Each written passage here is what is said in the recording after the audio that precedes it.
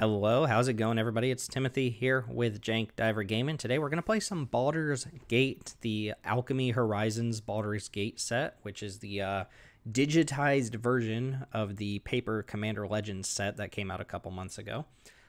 Basically, this is a mix of AFR, Adventures in the Forgotten Realms, with kind of digitally altered versions of cards from Commander Legends Baldur's Gate. So you're going to see a little bit of a mix match of each. I've done 2 drafts at this point. It does feel meaningfully different from AFR, but my kind of approach so far is do what you normally would have done in AFR, but if you see a new card that's a digital only like creation, you should probably take that because they're absurdly more powerful than the rest of the cards. So there is a little bit of a power gap thing going on here. Still kind of fun. There's some neat little mechanics like specialize and stuff like that. A little bit complicated, but not too hard to figure out when you're actually playing the games. We're going to do best of 1 here. Whether we get to 7 wins or 3 losses, that's the name of the game here. And I am still learning. Again, I've only done 2 drafts, so bear with me if, a card you think is absolutely busted is not really on my radar. I'm still getting used to all of the new stuff here. All of the old stuff from AFR still kind of works the same way. That means all of the red-black stuff is there, but the word on the town right now is that blue is actually draftable. If you remember back to AFR, blue was terrible, but this is what we're going to do today. As always, thank you for spending some time here. Feel free to subscribe to this channel for more content like this. If you have any content you want to suggest, let me know. And as always, we are a cube related community, so if you feel like joining our Discord server down below, the Jank Diver Gaming Discord is where we organize all of our weekly drafts, our peasant cube drafts, unrestricted cube drafts. And on top of that, we're doing a giveaway this month. If you participate in one of our drafts, in the month of July, your name will be entered into a drawing for a League of Legends Arcane Secret Lair, which I will be personally shipping out to whoever's name gets drawn. All you got to do is participate. It's free to play. Check it out in the Discord down below. Let's get into Alchemy Baldur's Gate draft. Specialized cards are good. Pretty much every single one of them is good. Hobgobble is still pretty good. Patriarch's Humiliation's kind of busted. Our rare is Asterion the Descendant, 6 mana, 4/4 Vampire Elf Rogue with Death Touch and Lifelink at the beginning of your end step. Target opponent loses life equal to the amount of life they lost this turn, or you gain life equal to the amount of life you've gained. So double your life gain or double the life lost to the opponent. Still in the learning phase, I like to test out the rares. 6 mana, 4/4 Lifelink is fine. That by itself isn't a rare, but this does kind of do the Wound Reflection Warlock class thing. Nothing else really in this pack that even stands out. I mean, I'm assuming Rasad is pretty good as a Banisher Priest variant, but Specialized 5 is absurd. There's also Patriarch's Humiliation as a very good removal spell. And then the rest of the pack is pretty mediocre. Emerald Dragon is like a card you can put in a deck. Hobgoblin Captain is probably the best common here by, well, maybe Patriarch's Humiliation's up there, but let's try out the rares. We don't know what these cards do yet. We don't know how good they are. I was impressed by Guildsworn Power. There were some people in our Discord who were just up and down swearing that this card is absurd, and I think it's pretty good. I don't know if it's absurd, but it does feel kind of like uncommon power level. And it is a common. Double Team cards have impressed me so far. They're just natural 2-for-1s in the aggressive decks. Ghost Lantern seems pretty strong to me as just a cheap Raise Dead. Can get back our Asterion. Guildsworn Prowler might be better, but I like to test out the cards I'm not going to play with too often. Kaga is fine. Still remains to be seen if there's like a self-mill thing, but on rate, this card is just fine enough as a 1/4 Death Toucher on offense. Draws you a card. Seek New Knowledge is also pretty good. So, again, my eyes are here looking at the black cards. I think I'm going to take the Ghost Lantern. I do like me a good... Okay, well, here, let this be your lesson. You heard it here first. This card is absurd. There's some decent black cards. Chain Devil, Sewer Plague are fine. Horde Robber still good. Grey Slag is very whatever. But Sea Tower Imprisonment's a 4-mana pacifism that puts a 2/1 on board, and when that 2/1 attacks, you get another 2/1 in your hand. It's just a lot of value from a single card that removes a threat from the board. It is pick 3, though. I think, ask me in 2 weeks. I don't think you'll be seeing this card very often. Pick 3, pick 4, pick 5. And it's a nice little card that bridges the gap here. Steadfast Paladin's probably still pretty good. I did like the Chain Devil. Sewer Plague is obviously good, but we're going to take this card and hopefully showcase why I think the card's so absurd. Moving along, we've got some blue. So Robe of the Archmagi, equip Shaman, Warlock, or Wizard for 1. And whenever it deals damage, you draw that many cards, but it's 7 mana to get going if you're not putting it on one of those things. And this is not any of those things. Lots of blue in the pack. Ray of Frost is decent. Prophetic Prism could help us do some splashy stuff. There's also Krydle, which is a good card. Might just take Krydle. There's not a good white card in this pack. No red at all. No mono black. Single green card and not a very good one. Krydle is the highest upside card. These blue creatures or whatever. I think it's one of these two. I mean, I could see Prophetic Prism, but I think I'll take Krydle here. It does feel like there are tools for splashing as well. Another Krydle is a good sign. There's also Pilgrim's Eye, and I have a really tough time passing up on Pilgrim's Eyes, but double Krydle is a good little start to a blue-black kind of evasion style deck. There's a blue-white Blink style deck as well in the format, which makes this card probably a little bit better than it reads. Shock and Grasp is fine. Chain Devil still, I think, is a pretty good card. Then I might just take Pilgrim's Eye here. Pilgrim's Eye just does so much. It just does so much. It's such a good card. I mean, I don't really want to send this signal, but I do already have 3 colors here. I want to be able to cast my spells. We've got some good stuff here in white. Dragonborn Looter, I think, is replaceable, but probably fine. You care more about this card if you have some of the dragon synergies. Blessed Hippogriff's decent as a 1-mana combat trick that can then become a decent flyer. There's also Valiant Farewell, which does look like a pretty strong combat trick to me, but doesn't line up particularly well with the creatures that I'm drafting so far. And then there's Minimus Containment as well as a removal spell. This is obviously better than Minimus Containment. I'm going to take this Blessed Hippogriff. Ouiji's here. So 4 mana, 2/3. I think this card got changed from its original paper version. I'm not sure. We're going to take it, though. When it enters battlefield, gain 2, scry 2. And then whenever you cast your second spell each turn, you can blink one of your creatures. I have Pilgrim's Eye, which is a good blink target. It is another 4-drop, so we're getting a little hefty on 4s here. But this card wants us to prioritize cheap spells anyway. Ranger Squadron. Unfortunately, this name got super nerfed. It was like a Toucaneer or something like that. Ouija, stay put. Shock and Grasp, Hypnotic Pattern. Target creature perpetually gets -2/-0. And then it gets an additional, or I guess another creature get -2/-0. I have a feeling this card's probably going to be slept on. This actually seems pretty good at just like nerfing a creature. It's basically like a permanent nerf and then also keeps another creature off your back. That being said, I think Shock and Grasp is going to do the same kind of thing that we're looking at, but also cantrips. Good combat trick. Cheap spells here for this Ouija. Cloak of the Bat is fine. Disrespectful to the Hobgoblin Captain. This is best of 1, so I don't necessarily know that I want to expensive Naturalize. Prevents all damage dealt to it on your turn. I guess I could take a Charmed Sleep. It's double blue. I'm not super happy about it. This doesn't look like a great deck where I'm trying to push in a ton of damage early, so we'll get a little charming. All right, Seek New Knowledge Wield as well as Blur. Blur doesn't have any good targets yet, but it's good. Seek New Knowledge. This is a cheap kind of card filtering tool in the same vein as like Thrill of Possibility or something like that, but it can't help you find land, so it takes a little bit of a knock there. I think Blur is good, but I'm going to take the cheap kind of card filtery card. And we got a Blur anyway. Could take a Clever Conjurer, though. I might just take this. It's mana fixing. It helps with these double color cards. Or rather, it's mana. It is mana ramp. And I remember this card blocking pretty well. Granted, this is a slightly different format. I think Blur is good. Don't get me wrong. I think Blur is a good card, but I don't think my deck is quite set up for Blur yet. We're going to get our hands on blue. I guess Ray of Frost. Yeah, we'll take Ray of Frost to keep something down. There's a 2-drop creature. I'm not impressed by it at the moment, but we are a little spell heavy. Looking for good blink targets. Think maybe this deck would be interested in the 2/2 that grows whenever a creature leaves your battlefield.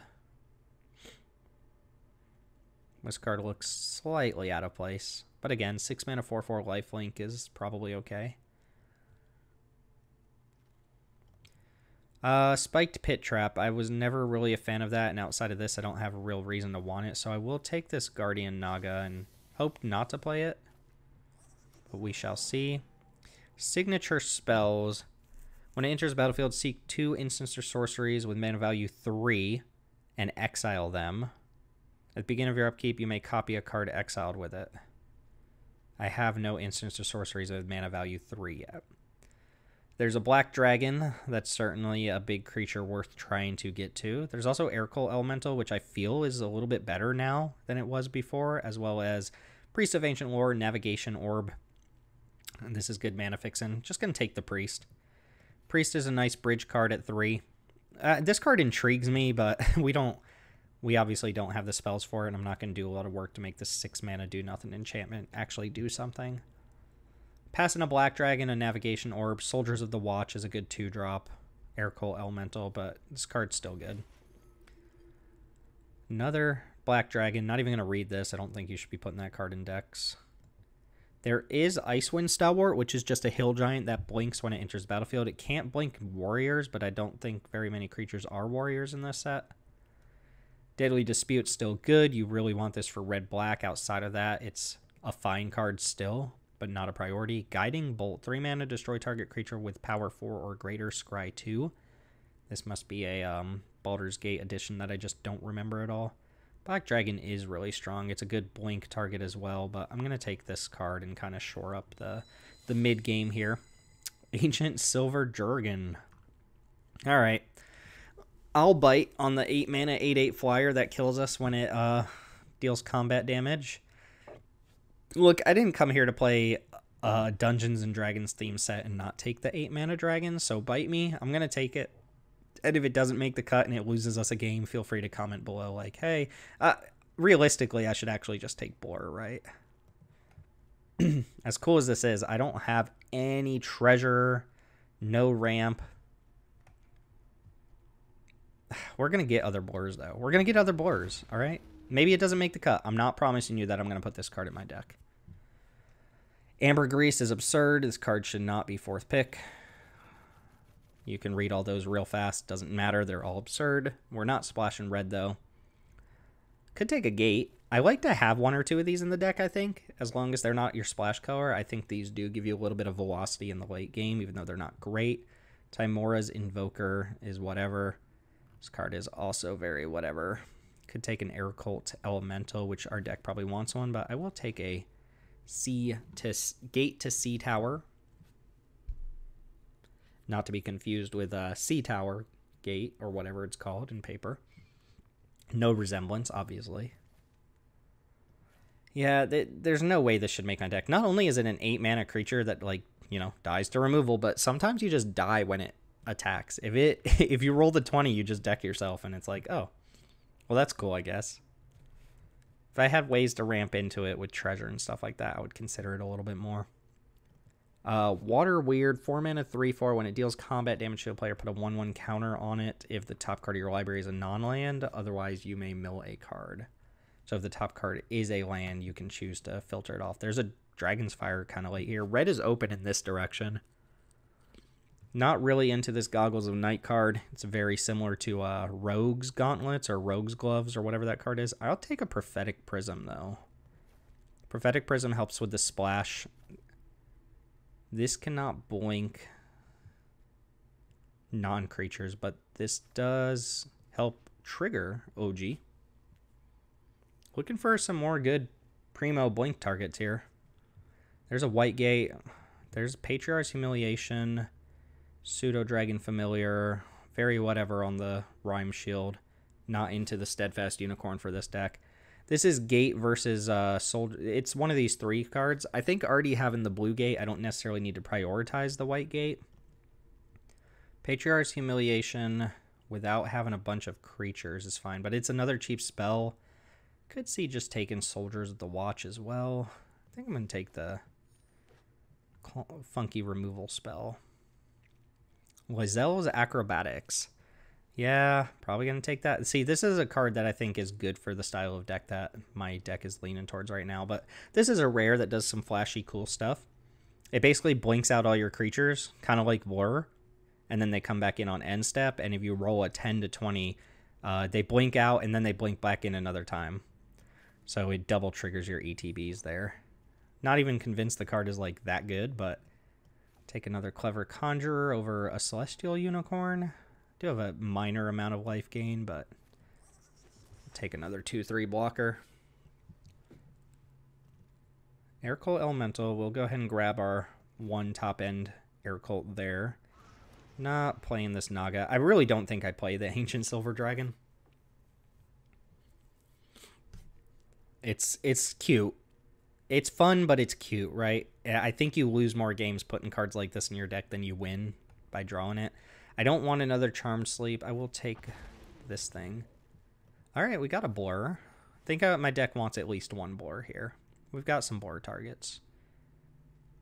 We want some more Blur targets. I'll take a 1/3 blocker with exaggerated activated effect. I'm surprised this cycle of cards didn't get their activated abilities reduced a little bit. I don't even think the entire cycle made it into the set. In fact, I'm pretty sure this might be the only one. Another Air Cult. There's a world where I even drop this card. I don't think I want Contact Other Plane. Oh, Minskin Boo. Minskin Boo is so good. It's so good. This card is absurd, but I'm not even close to casting it, so somebody's going to get past a Minskin Boo. Card is very good here. My eye is leaning towards the Priest. I think Priest is exactly what my deck wants. Just be very sad about this. I mean, this card is excellent, but I'm looking to outvalue my opponent. Kill them with some random flyers. Yeah, I think at this point, I'm not even sure I'm playing Asterion. I think I'm just straight up blue-white blink. Ithilid Harvester. So sorcery speed, tap X creatures they don't untap during their controller's next untap step. And then Ceramorphosis. When it enters the battlefield, turn any number of target tapped non-token creatures face down. Turns them into 2/2s. Another expensive card, but seems pretty good. You just play this after your opponent attacks into you and turn your opponent's creatures face down. I guess we could try it out. We're looking to test out some rares here. We'll see. I mean, 5 mana 4/4 is good stats. Good enough, I should say. We need this part of our curve. I guess Ghost Lantern can go. We just play straight up blue white, right? The equip part of Ghost Lantern's not looking great for us, so... Alright, so there is a Flame and Fist Officer here, which I was saying is kind of a glue card for this style of deck. There's a Borskir Tollkeeper.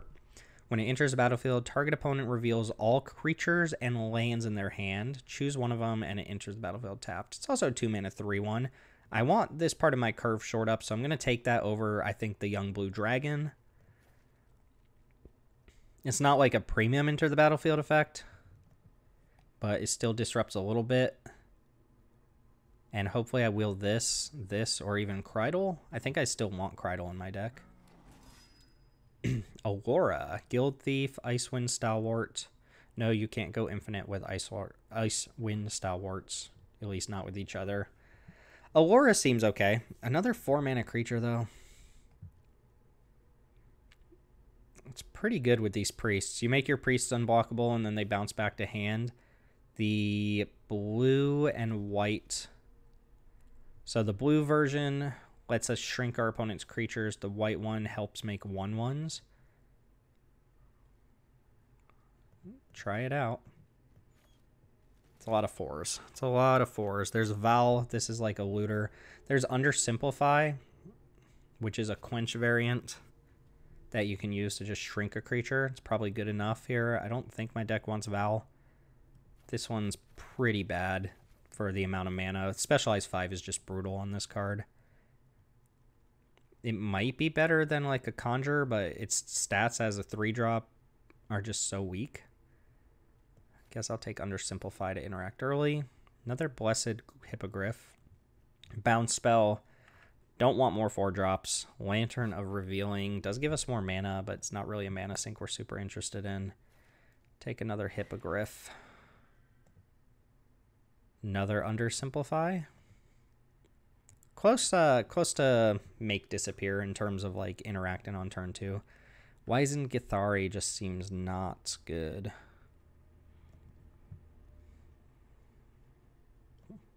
Sure. Rhyme Shield. Wow. These red. Wow. This pack is good for cards of not our color. Take a bounce spell here. I don't think I'm playing it. You hear something on watch. I always like this card. Hypnotic Pattern, again, also seems kind of decent at just keeping creatures off of our backs. Might be a little bit much. I've got a lot of tricky stuff going on already. I guess I'll take this. Another Blur, and then the Water Weird. Yeah, at this point we're just getting duplicates of stuff. A lot of cards, a lot of potential cuts to make. All right.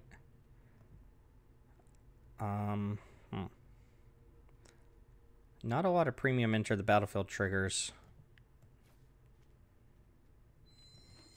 Unfortunately, we didn't get those Flamin' Fist guards or whatever they're called. Vampire Spawn's the wrong color, but it would be good. Question, do we want to splash Krydle at this point? Because it would be an easy cut. I could cut like Krydle, Prophetic Prism. That gets us down a little bit already. I think I'm cutting a 4-drop, probably the second Stalwart. Librarians. The card seems playable, but maybe not what we want. This deck is leaning very heavily on these Priest of Ancient Lords, isn't it? The Invoker seems pretty bad, but we did not get 2-drops. Yeah, we didn't take 2-drops. We weren't responsible. So I think maybe we're supposed to just keep the 1/3 around. The Pseudo-Dragon Familiar seems pretty blah. Still like Pilgrim's Eye. Maybe a Hippogriff is worth cutting here, just as a 4-drop.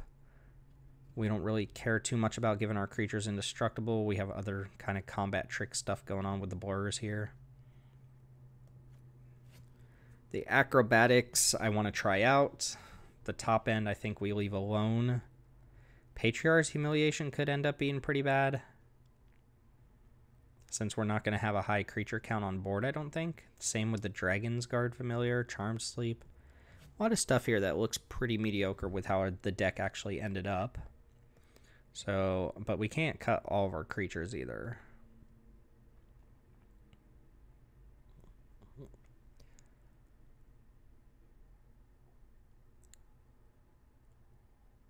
I think I can cut the Familiar.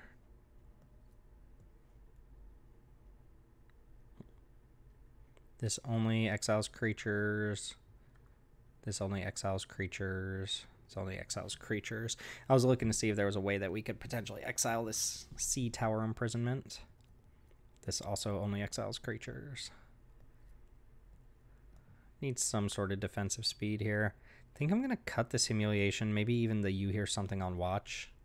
Dealing 5 to an attacker seems fine. And, I mean, maybe Charmed Sleep as well.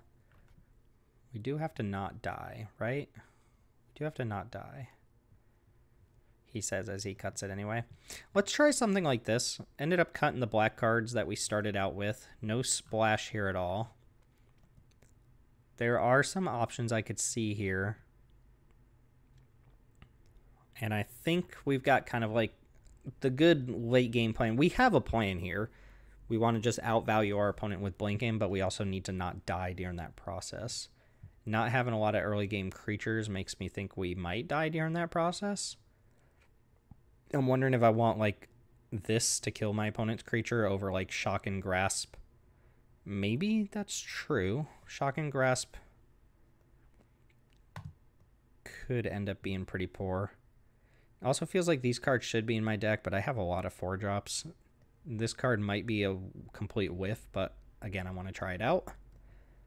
Not sold on this one, but we'll see how it plays. And then the Aircool Elementals are premium blink targets for us. Clever Conjurers are also very whatever, but we have some expensive cards, so this giving us extra mana each turn seems fine. Oop, accidentally cut them.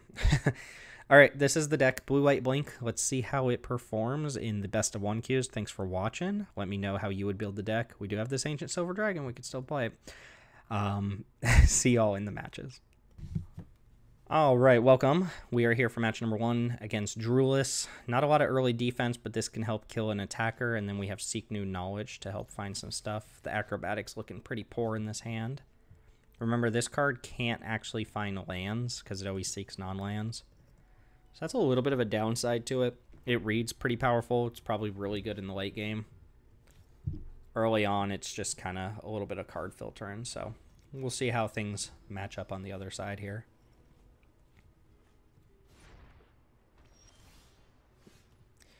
We got us a Blur.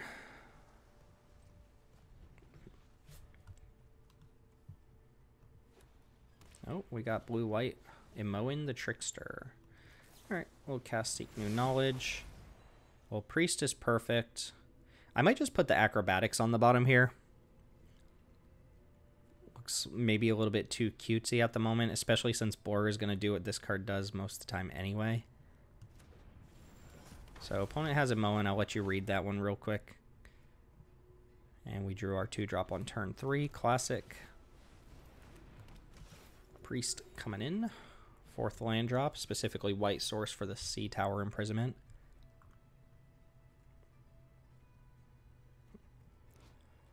So again, this can kind of mess up the opponent a little bit.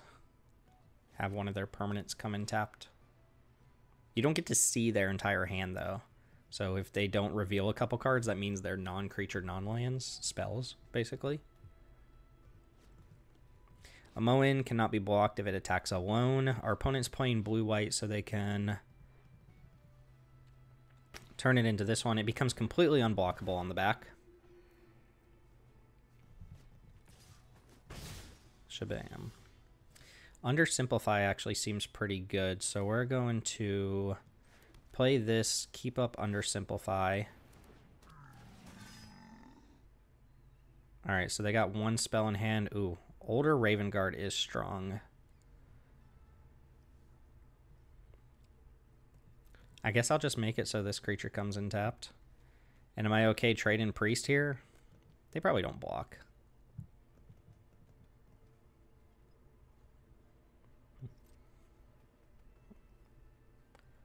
I mean, do I care if they block? I don't see why they would block, but... Alright, let's hope they don't draw red or they draw exactly this turn so I can undersimplify that thing.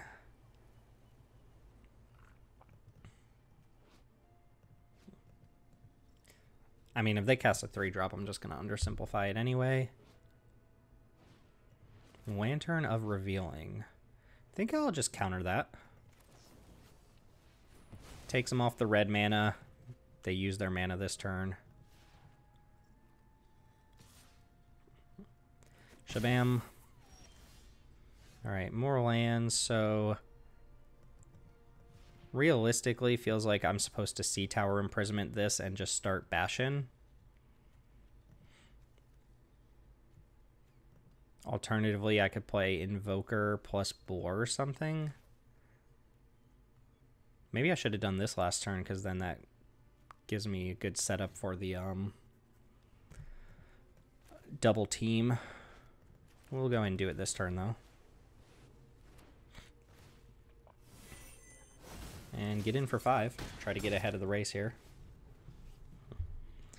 Their 1 blocker we know about comes in tapped. They can't cast this unless they drew red. Granted, this card is very good.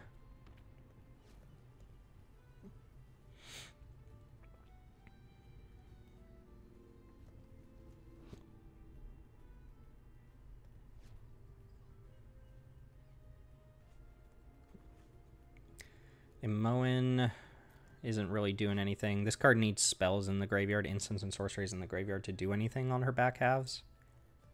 She exiles instants and sorceries on contact to give you some sort of benefit. And she's specialized 5, so...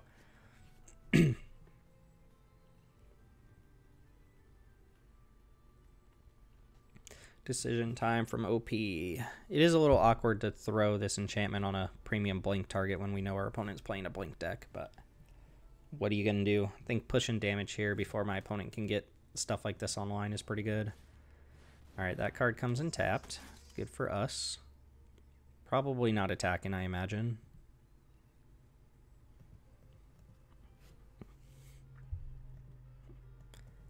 And they're debating second main phase here. Okay, drew an island, not great.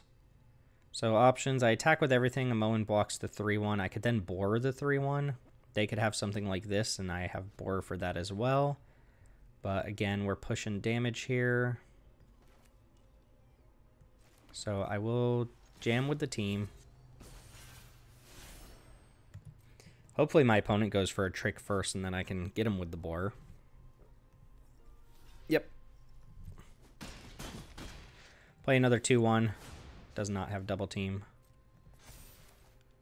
2-1 dorks coming in.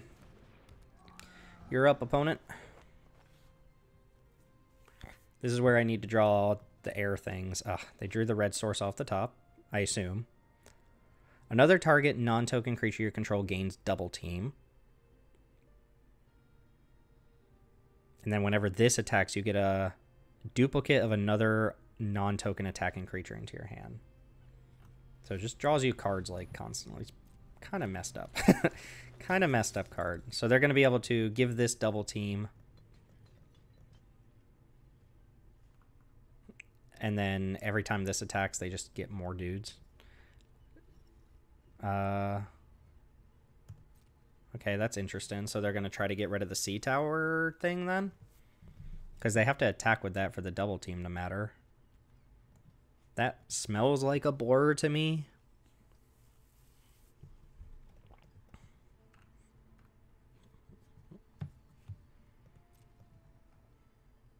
Yeah, giving double team to the creature that can't attack is a little bit strange. I think I'm just okay taking this. Yeah, this feels like they have a blur for that priest. Does it perpetually gain double team? No, only till end of turn. This isn't quite how this works, opponent. We'll let that happen and we'll just determine whether or not we want to smack this creature around a little bit. It's going to get bigger. They're going to draw a card. I think I do just clear it off. I needed that to be something. Alright, so I think I attack and blur whatever gets blocked here. And hopefully draw like a Frost Ray or whatever it's called for Raven Guard. Otherwise, I'm just going to lose to this card. That's fine. Invoker actually might start drawing this card soon. Gate's fine. It's not great. So this won't do anything this turn, right? Whenever it attacks, conjure a duplicate of another target non-token attacking creature. So they can attack with it for 3, but they won't be able to attack with anything else unless they have a big haste creature here. They are up 4 cards, and they're at 7 life, but I've got nothing going on. Timora's Invoker could start doing things, but I fall behind older Raven Guard pretty heavily here. Devoted Paladin strong, even gives vigilance. Yeah, they're going to get another one of these every turn. Seems fair. Seems quite fair, and they have a spell in hand. Dragonborn Looter, sure. Oh, man. So I can use the gate here, have 3 mana up, or I could just draw 2 cards with Invoker. I think I would like to try and draw something this turn, but let's do it. Does draw a non-land at the very least. Pilgrim's Eye. Sure. I believe I'm losing pretty hard here at this point. Just because we know they can draw a card every turn with Raven Guard. Card's not particularly fair.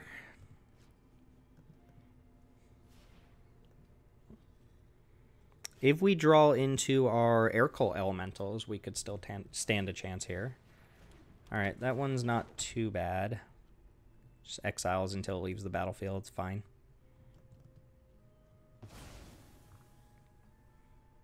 It's 5 to specialize, and then it does turn into pretty good creatures on the back.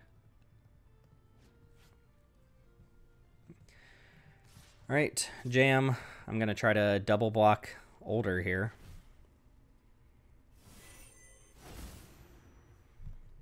I think I'm already trying to draw into something, so using this isn't going to win me this game, so I'll try to block in a way that makes me lose the least number of creatures. Problem is they have another devoted paladin in hand. Okay, the looters are fine. They do get pumped and gain vigilance. Wow, okay. Well, we've already used this, so I don't think we're dead on board, but yikes. Drew 11 lands there. Hard to keep up from that point. Maybe I was supposed to draw 2 cards with the Tamora thing, but I think being able to draw into something to potentially cast that turn would have been a little bit better. We lost to a rare, though. I guess we lost to some other stuff as well. Like I said, our deck doesn't kill very well. We're very reliant on drawing these air cult elementals. This guy. Oy. Heavy blink hand with nothing to blink, I think, has to be a mulligan. Although 4 lands, anything we draw is a target for these things. I'm just going to snap it. Hopefully don't play against an aggressive deck. Yeah, Ray of Frost is fine. This card not looking particularly good in my opening hand so far. Scaled Nurturer. That only taps a red creature. Awkward. Thought this was red or green. Maybe it wasn't. Alright. Show me your dragon. This is a mana dork. Gains you 2 life when you use the mana to cast a dragon spell. Not bad. OG's a pretty good 4-drop. Circle of the Land Druid. So you mill 4 cards, and when it dies, you put a land from your graveyard into your hand. Milled some lands, Bone Cleric and Vampire Spawn. So are all fine. Well, this hand did not shape up. Definitely did not shape up. So here comes a 5-drop this turn.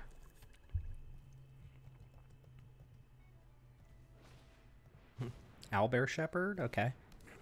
If you have 8 or more power on board, you draw a card. Right now, the power is at 2, though. So that's not too bad. Doesn't take much to put that one over the top, though. Yikes. Should have played an island there. Scry 2, gain 2. The Sea Tower, I kind of want to draw both these. Definitely want to draw both these.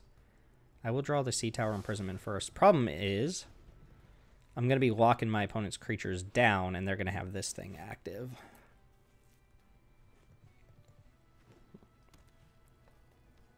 Six drop? Like Hillgorger would turn on their Owlbear Shepherd by itself.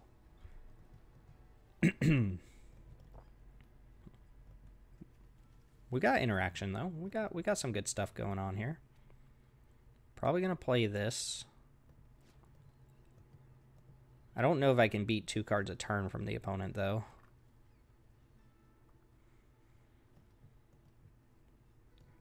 Triggers on end step.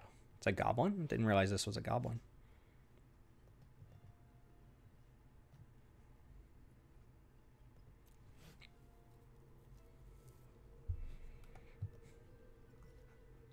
All right, what's happening here? Nope. I see no reason to get blown out by a combat trick here. No ninjutsu, probably, would be my guess.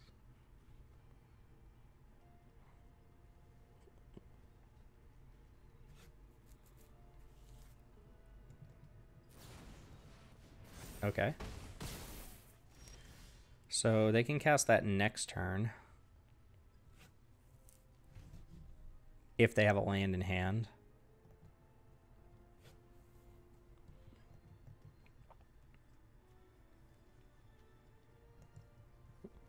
It is a dragon as well. Don't have a good play this turn is the problem. Maybe I should have stacked that differently. I could Sea Tower Imprisonment here. It doesn't do that much. But it does get that 2-1 on board. I don't have a particularly good follow-up play.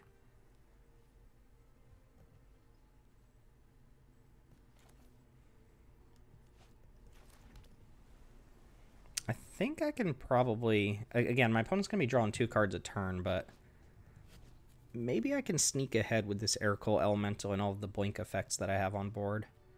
So I think I'm going to play this turn. Put that there. I will attack for 2.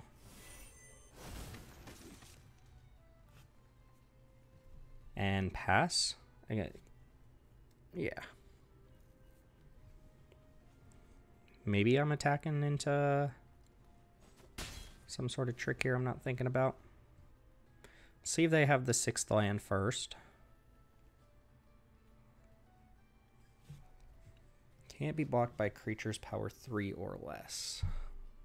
Not too bad here, not too bad. Okay, so probably just cast that. They are going to draw a card on end step.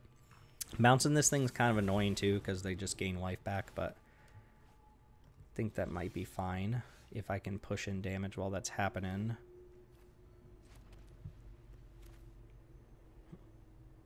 Am I even pushing in damage that way though? Maybe it's better to just try and bounce this.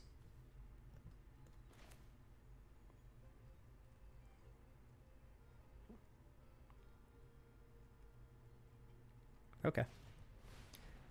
Yeah, make him just replay it. Gain some life.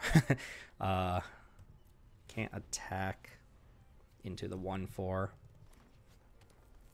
I don't think I'm going to be able to beat 2 cards a turn here from the opponent. Ancient Bronze Dragon. Sure. I'm actually happier for them to play that one and not use the life gain. That's nice. Ooh. Hold on a sec. That's kind of good.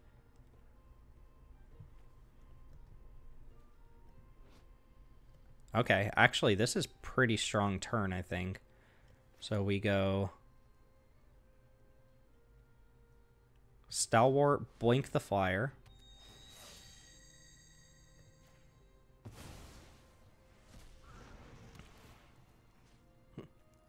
Bounce this to your hand. And then we humiliate this.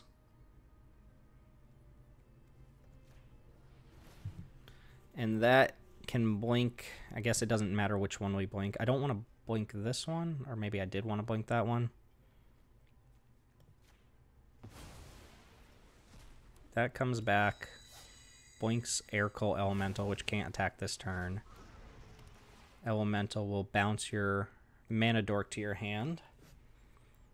And then Patriarch's Humiliation will kill that. And we get to attack for 4 here. Opponent plays another big dragon. Yeah, maybe we can get ahead of the opponent here.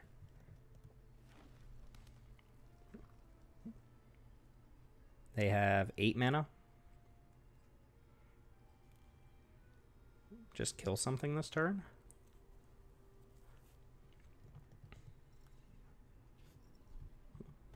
Have they played a black spell? Yeah, I guess they milled black spells. Alright. Opponent just says Bronze Dragon go, which means for us...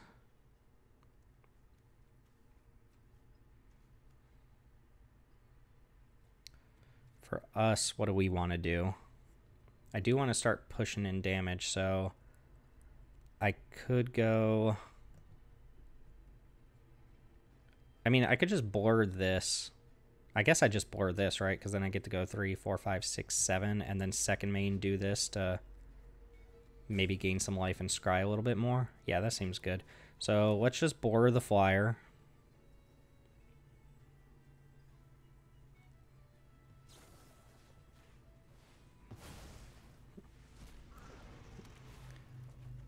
Drew Clever Conjurer is fine. Play land. Attack for 3, 4, 5, 6, 7.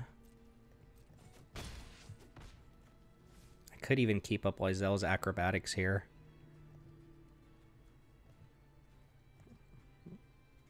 3, 4, 5, 6, 7, 8, 9. 3, 4, 5, 6, 7, 8, 9. Yeah, I'll just keep up the acrobatics here.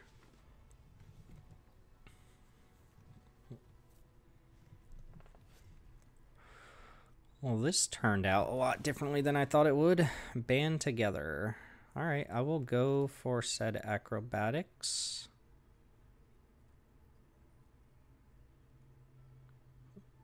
They come back in on the end step. That's perfect.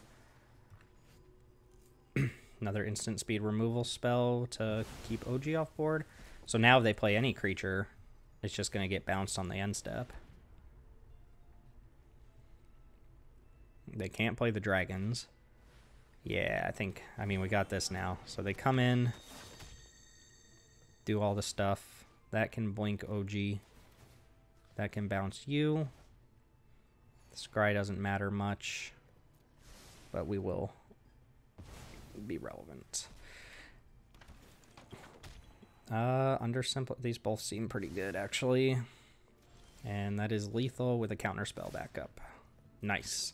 Okay, well, I think actually the fact that the opponent went for that dragon, I don't know. They didn't use the scaled nurturer.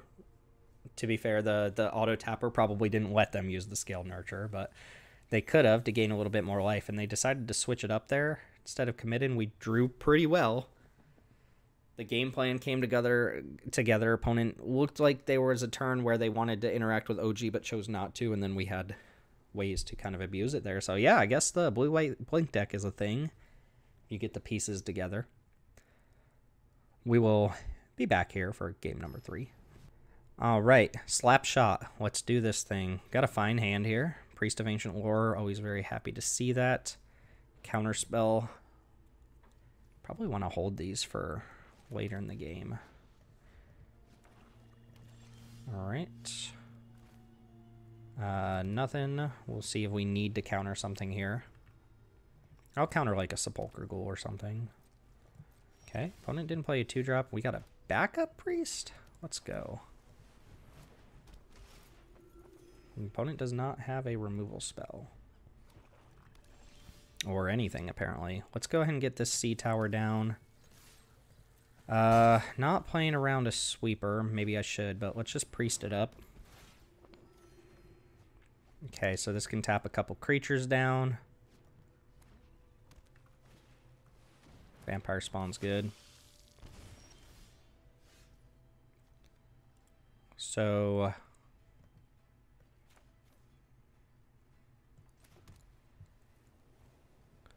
I go X is 1, tap this down. Doesn't untap, and then next turn I can turn all of the creatures into 2/2s. Seems fine. Lets me keep up under Simplify this way.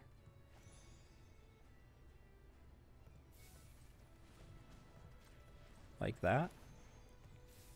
Tap 1 creatures, please. We are going to plant some tadpoles. Okay, hopefully undersimplify a nice little 5-drop here.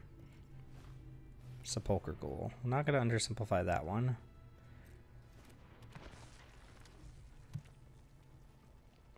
Gotta watch out for the whatchamacallit though.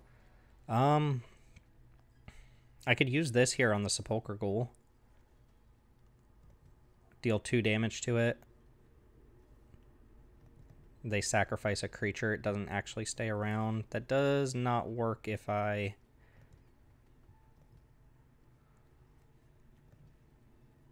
have an interactive spell, though. Go for it. They kill a Priest of Ancient Lore. This actually doesn't do anything anymore.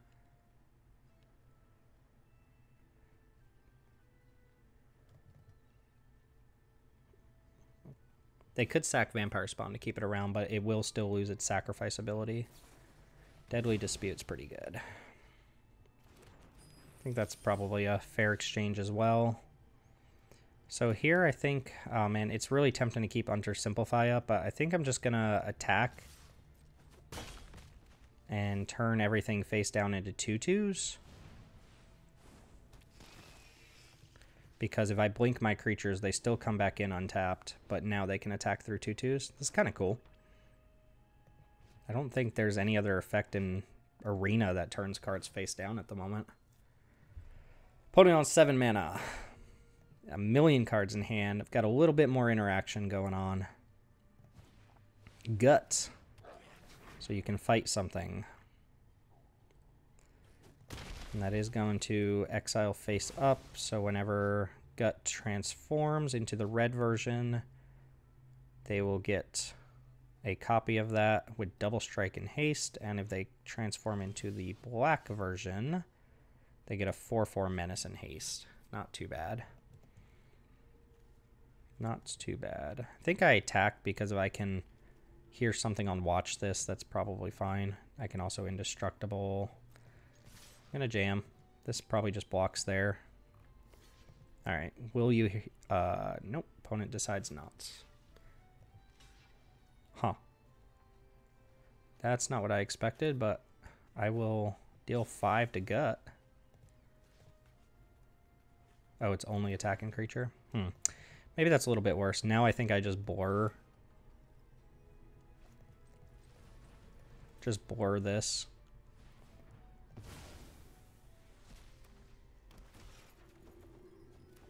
Sea Tower is pretty good.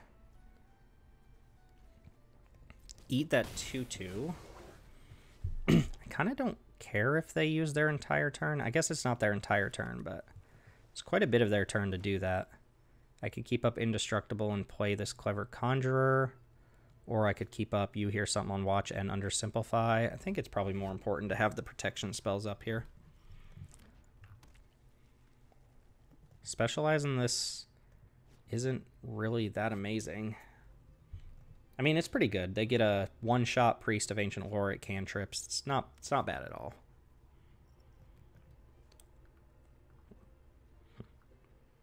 It kind of doesn't matter which version they get, though. 4/4 Menace or 2/1 Double Strike might as well be the same thing.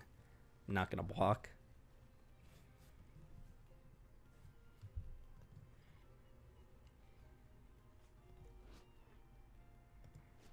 Looks like opponent's debating. They do have to discard a card to specialize as well.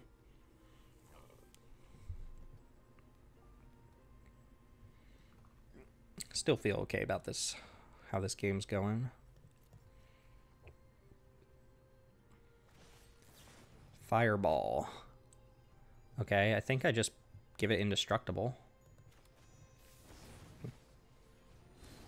Okay, Fireball might actually even deal damage to opponent. Yeah, that's nice. Kobold Warcaller. Tap to give a creature in your hand perpetual haste. Alright, I'm into it. Another Blur is active. So I think I'm just going to go Sea Tower Imprisonment here. Holding up a Blur, Oversimplify. This gets got by another Deadly Dispute, but so be it. No Deadly Dispute. Okay, and I'm just going to jam. At this point, I'm fine trading Priest for Warcaller, I think, to push damage. That's interesting, though. Huh. Didn't expect the chump block. Blood Money. Destroy all creatures. For each non-token creature destroyed this way, create a 2/2 token. They'd have the 2 mana to pay. So they're going to get 4 treasure tokens. This doesn't... Yeah, we'll... Yeah, okay. That happens. Pretty good. Tapped treasure tokens, notably. Just play the Hippogriff and keep up... Alright, I could just go... Hippogriff Pilgrim's Eye. I don't think Oversimplify is doing anything at any point this game. That's fine. Opponent's going to be on 3 cards here. Let's go get a Plains. I still have my Gate active. I've got a little bit of tricky interaction stuff going on here.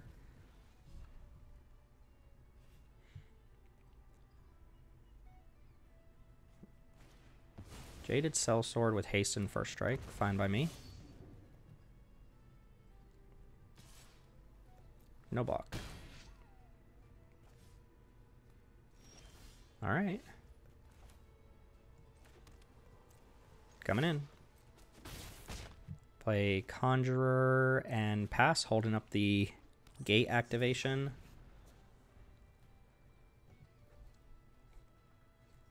That's all they had last turn, so they must be on like 2 lands. That creature can't block.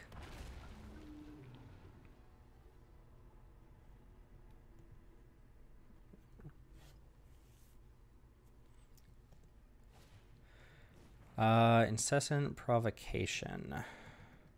I could just blur this.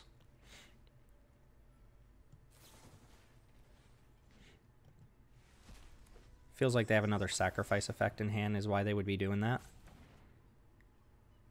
Otherwise, I guess it forces it to attack. Okay, they're not dead. I guess they actually are dead to you hear something on watch. They're also dead to that. Bounce this, attack for 5. Nice. Very nice. Blood Money's kind of cool. Super expensive damnation sweeper style effect, but you leave behind a bunch of treasure. Can't say I was playing around that one. Alright, deck's working out pretty smoothly. We did lose to the blue-white blink deck so far, but I'm going to count that as a win for blue-white blink, right? So it's kind of like we won. This will be match number 4 coming up. See you there. Alright, we're back. We're against Jacob. Hey, Jacob. Got a fine hand. Pilgrim's Eye helps with the mana situation, or at least the color situation. Never mind, doesn't matter. Get to keep up nice little counter spell, draw spell combo. Nope, we've got pressure on us, though. We've got the pressure on us. Hobgoblin Captain's super strong. Take my damage, take my beats.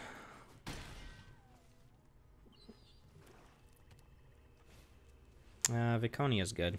Let's get rid of that one.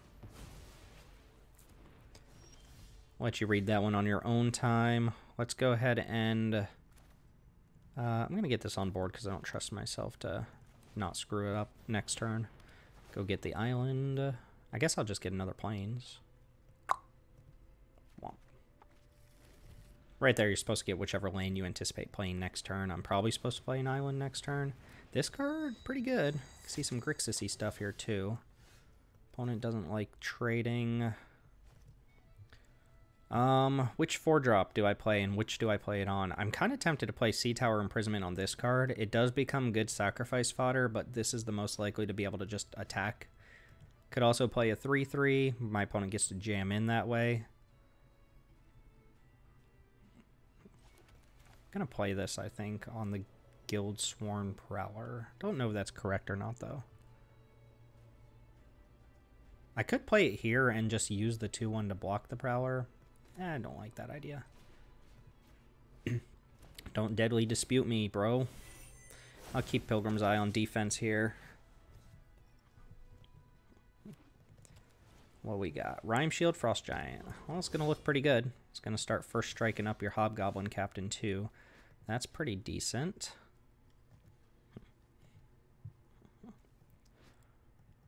This can make chump blockers on the white half, so I probably want to keep a plains in my hand. I can also make this unblockable this turn, bounce it back to my hand. It's probably worth doing, just take the hit next turn. This doesn't really do anything at the moment. Oh, no, I can do that this turn, right? Yeah. Should probably read the card fully. When you attack, up to 1 target attacking creature can't be blocked. At the beginning of the next end step, return it to its owner's hand. Okay. Yeah, we will make this unblockable. Maybe I should attack with the 1/1 there too, if I'm not intending to block with it. Don't feel great about how this is going, but feel okay.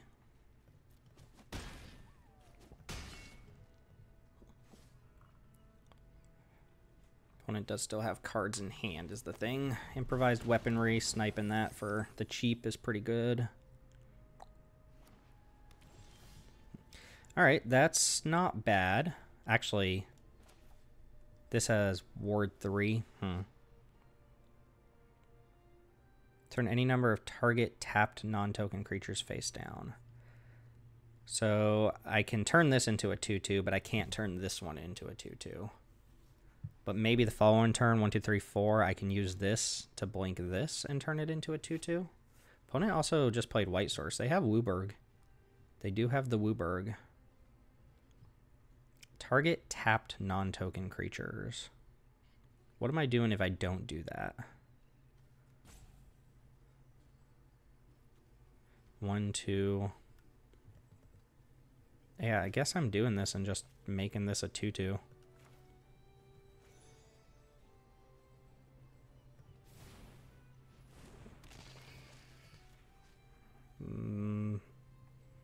Yeah, that just gets countered, so 2/2 is easier to deal with than 3/1 first strike. Could also double block Frost Giant here. That's risky. If they had a combat trick, they could probably do something about it, though.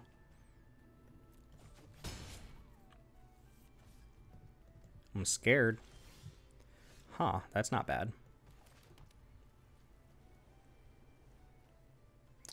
Takes 5 mana to use this on the Frost Giant.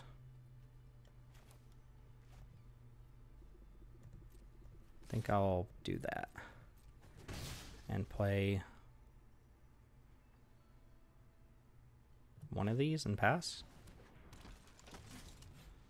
Kind of queuing off that I have something in my hand since I'm not playing the other one. Pilgrim's Eye. Only I'm supposed to have Pilgrim's Eye. Please go get a forest. Show me forest. Come on, don't let me down. Show me forest. Ah. Unbelievable. No ambition these days. Opponent does not attack into my trick. Do I want to get rid of any of the cards in my hand? I'll wait till I have an extra land in my hand to do that, I think. Ooh, hello.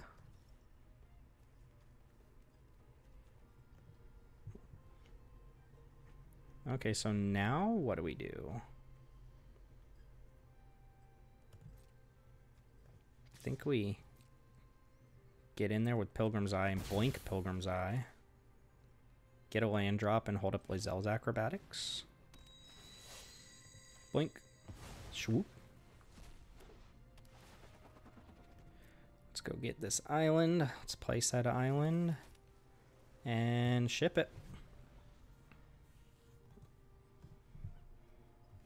This has to exile all creatures you control. You don't have control over which ones. Okay, opponent says no thank you. Clever Conjurer. That one's not as impressive here.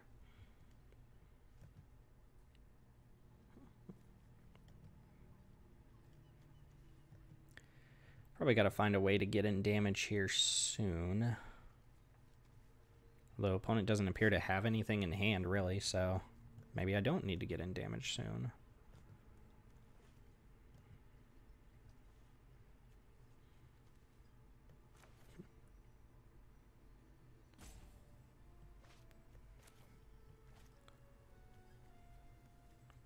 This is really the only thing holding back my creatures, right? So what if I attack with everything, give them all +1/+1? It's not great. I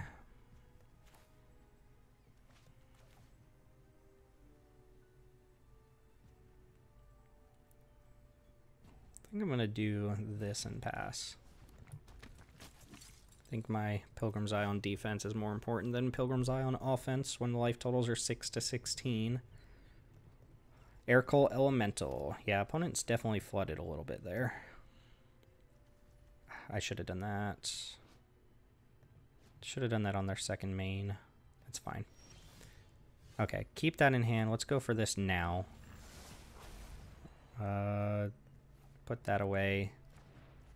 Put that away. Blur is good.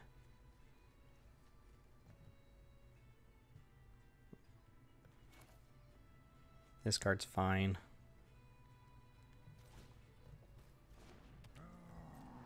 Ship it.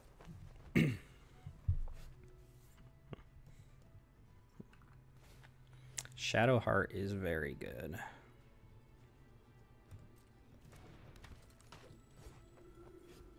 So they turn that into the red version. That's going to start dealing a lot of extra damage to me, which I don't like.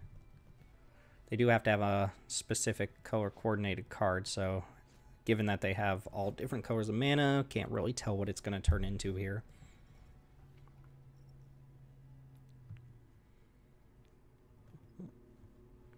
Maybe we can turn it face down, though.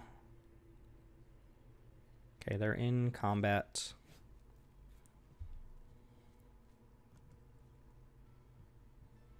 They're in second main. So they're turning into the black version, which gives it lifelink.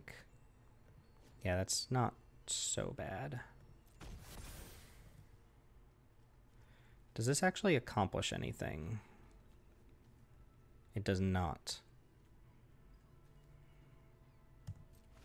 Okay, so that's going to deal 1 to me and 1 to them, but then they're going to lifelink it. At the beginning of your end step, Shadowheart deals 1 damage to each player. Why did their life total increase? Shouldn't it stay the same? Or did I miss that? Priest is good. Priest is what we want to draw. Let's get Priesty. Oh, Priest is good, right? Priest is good. Play land. Now, I think we wait another turn.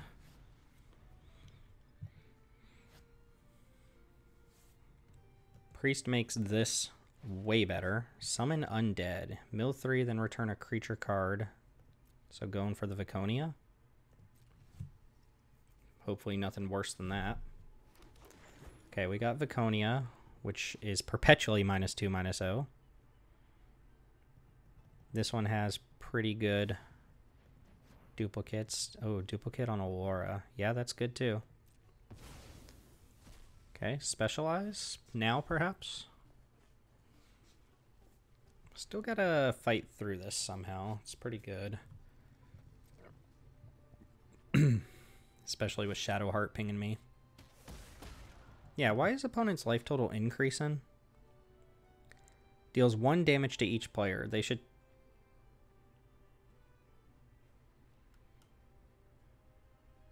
Shouldn't they take a damage but then lifelink back the damage? Am I incorrect about that? Do I not know how lifelink works? Ooh, hello. That's very good. Again, gotta figure out how to get through, though. Alright, Pilgrim's Eye is getting in there.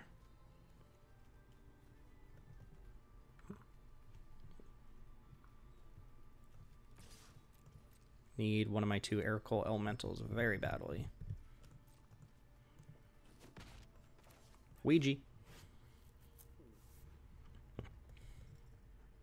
Might be a world where I can just push through damage with the +1 on this if my opponent doesn't see it coming. Ray of Frost doesn't do anything right now, really.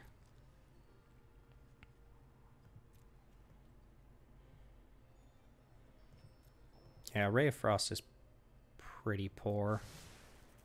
I could cast another spell to trigger Ouija, and then they Aurora. Give a creature unblockable here. Most they can really do is 4 on that. I guess they can get Shadowheart in there, so I probably want to keep this up, but that can deal with Shadowheart. So I am going to cast another spell here to blink one of these priests. Draw another card. Gain a life. Keep the life total healthy. Play island, pass turn. Okay. Go ahead. Can't specialize at instant speed, which is what it looks like my opponent's trying to do right now.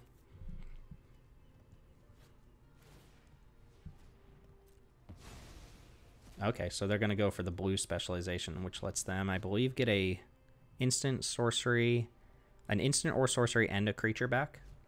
So discard an island or a blue card to specialize into blue Viconia. Discarded Swamp. When this creature enters the battlefield, each opponent loses 2 life and you gain 2 life. Okay. Yep.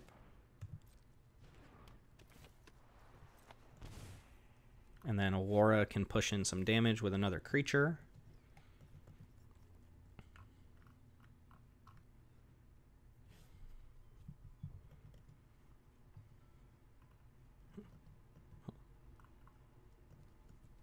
So we haven't specialized Aurora yet.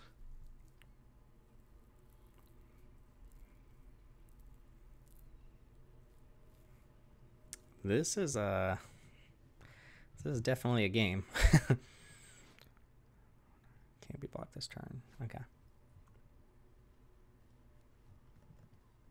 I'm not 100% confident in my ability to deal 19 to them before they deal 7 to me.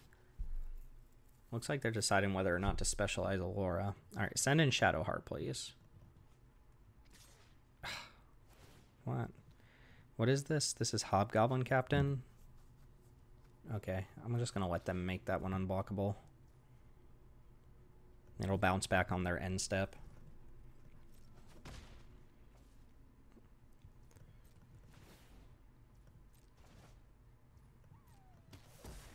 Oh, maybe they want to specialize into red is why they're doing that. It's fine. Another boar. I feel like I could attack all here and then just bore the things that get blocked.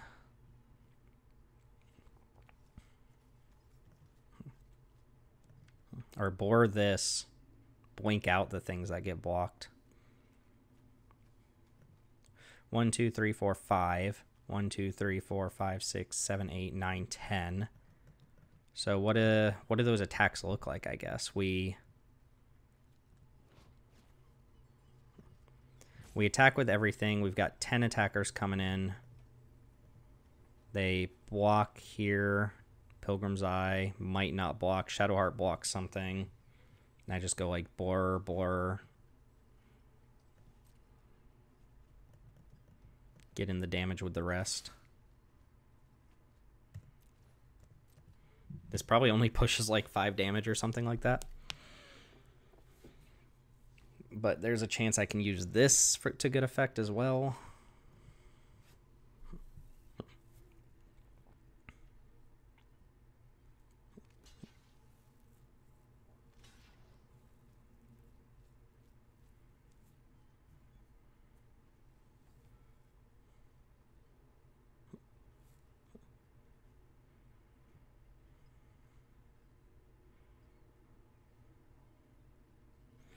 I mean, if they just line up perfect blocks, the +1/+1 might actually work just fine. It really depends on where Shadowheart goes. That's it? So now I feel like 2, 4, 5, 6, 7, 8, 9, 10, 11, 12, 13, 14, 15, 16, 17, 18, 19, 20. We just 20 ball them right now. Right? This is +7. They didn't block with their lifelinker.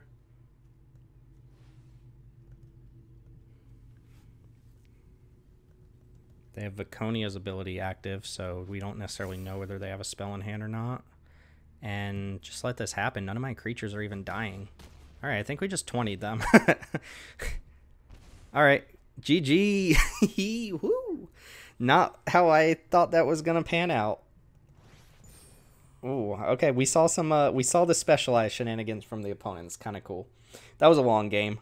I think the Lizels, whatever it's called, and the blurs with the OG mean I can gain enough life to not die to like Aurora or something like that. But that was a sweet win. Puts us at 3-1. We'll keep on trucking. Rat number 5 coming up.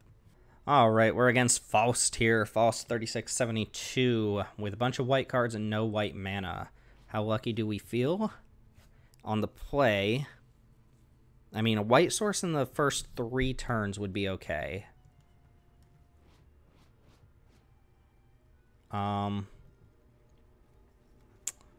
This is a risky keep.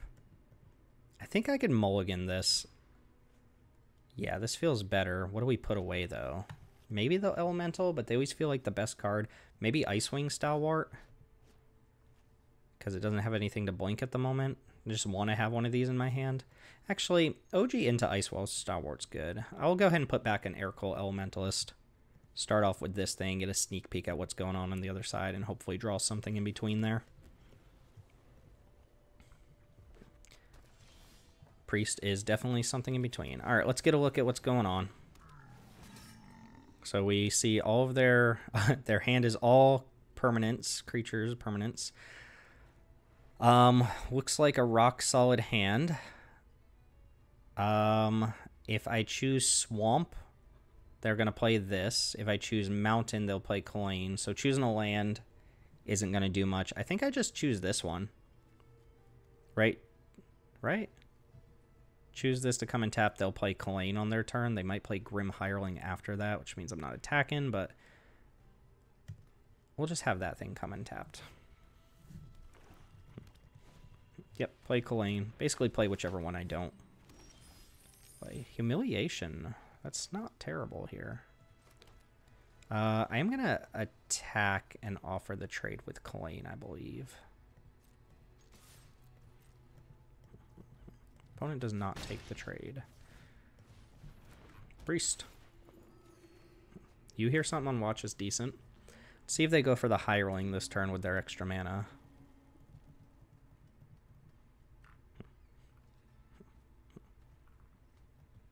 Could go for the Beetles as well. Okay, Beetles with an extra counter. This is Menace.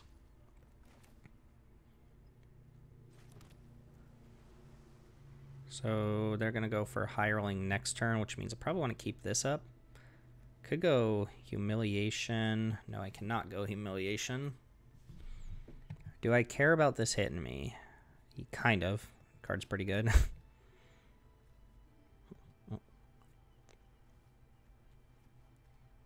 Gets 2 treasure tokens. Whenever a creature deals combat damage to me, it's kind of busted. Maybe I double block with these two. Maybe I can fight through that as long as they don't have a completely ridiculous turn.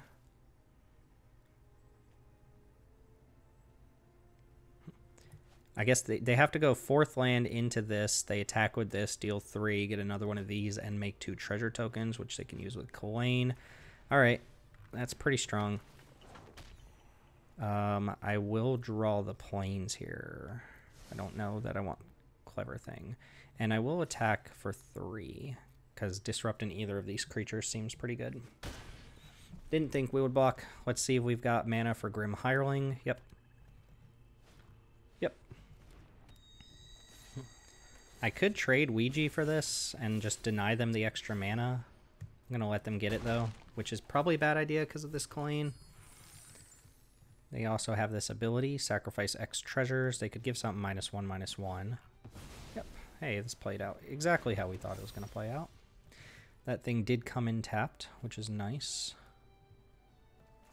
All right, not a bad turn here. So we go Icewind Stalwart. Blink this. I feel like I can attack first here. My opponent's not blocking, right? Or I suppose I could do this first. Kill this. Attack with all. Cast this second main, blink something, and blink something. Feels okay. I will attack. See if opponent values Coin higher than anything.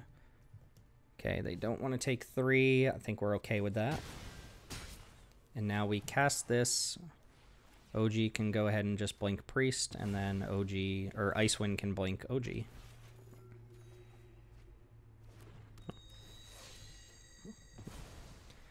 And now we're pretty well off. That's good. We can see what opponent's got going on here.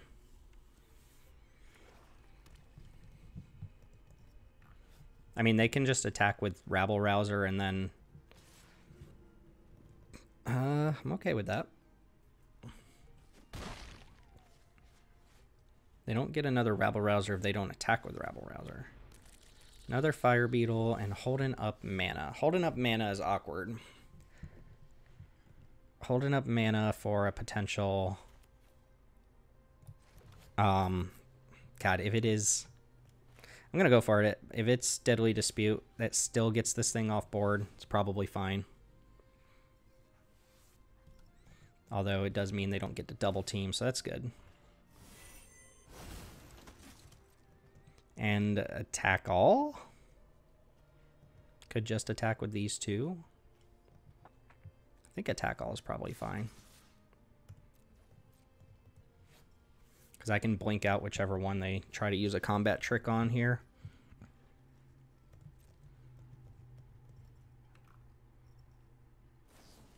You come to the Knoll camp. Okay, so I'm going to +1/+1 my team and blink this.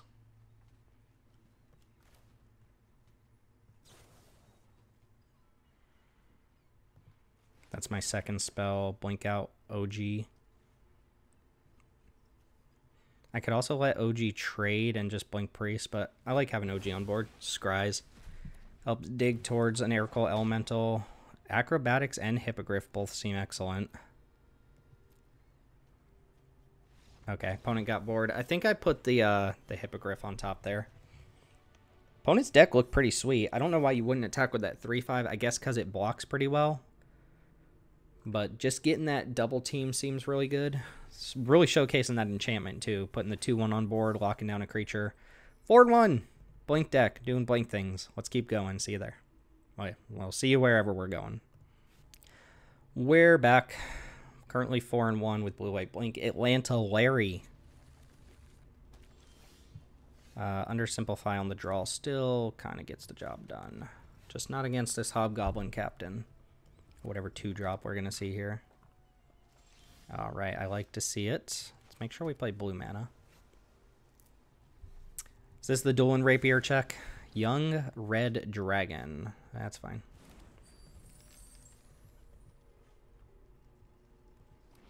Didn't realize that ability was an instant. It's kind of good. Carnelian Orb of Jurgenkern. I could counter this. And just not have to deal with it for the next million turns. I'm probably playing Pilgrim's Eye on my turn, so not clear when I'm going to get another chance to counter something like that. That's fine, but I do want to curve out here. Pilgrim's Eye, go. Let's get a blue land, because that's what we're going to play next turn. So opponents on blue-red dragons. Kind of neat. The uncommon here would just destroy me. The 4/2. Thrakus is also pretty good. Whenever it attacks, double the power of each dragon you control until end of turn. So that already is hitting me for 6. We drew a Ray of Frost. That's insane. All right. No reach. Reach check. All right. Let's... Why is it tapping like that? Don't do that. All right. Let's do a check. Let me see your permanents. We have Jaded Sellsword, Dragonboard Looter, and some sort of spell. Well, we'll make this card come in tapped. And I will Ray of Frost down your Thrakus. Ray of Frost may be like the best card I could have drawn there. One spell. Oh, this is kind of cool with this card, huh? Looter, Reckless Barbarian. Okay. I mean, I think I go Allura, make this unblockable attack, and just bounce it back to my hand. Opponent's putting, like, no pressure on us here. Play Seagate Tower.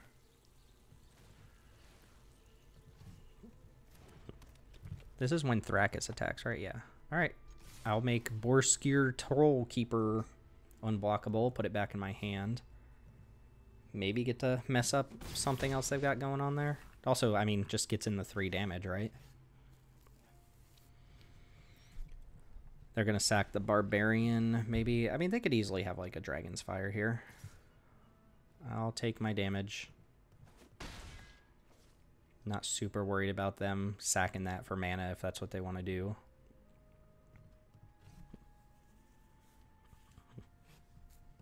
They kill Aurora, that's fine as well. They only have 4 mana. I mean, okay, they Dragon's Fired, that's fine. Traded 1 for 1. They do not sack the Barbarian. That's okay. I wouldn't have sacked the Barbarian either if I were you. I could do this to turn this face down, and then it doesn't have an ability anymore. I don't know how important that would be. Pilgrim's Eye is getting in regardless. Alright, Pilgrim's Eye, do your thing. They have the Looter active. Yeah, so I could do this for... I guess I just cast this, right? I don't have to do anything fancy. I cast it, I target these two. This still stays frosted, but in case they get rid of the Ray of Frost, it's not a problem. And then this no longer has the mana ability, so they can't, like, go all out. Yeah, this card seems worth casting right now. Let's do it. Do I turn Pilgrim's Eye? Do I turn Pilgrim's Eye into a 2/2, or is it better off as a 1/1 flyer? Probably better off as a flyer here. I will turn these two face down.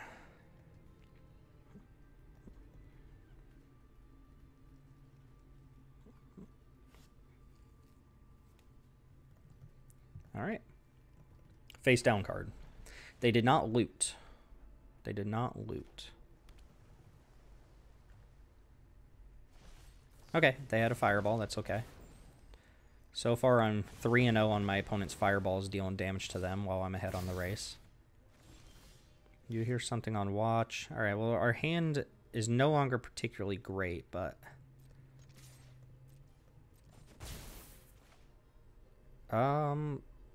I mean, yeah, let's play our cards. Make this card come in super tapped.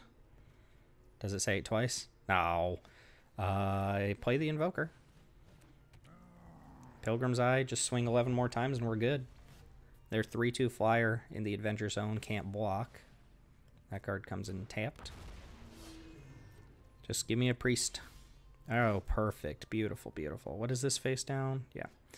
Alright.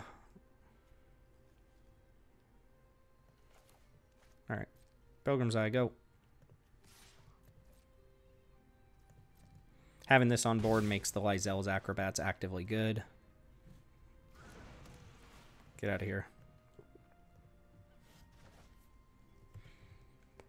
And you're up. We are looting this time. Is that a dragon? A Gith Monk. Of course it's a Gith Monk. What else would it be? Play and land. It's interesting.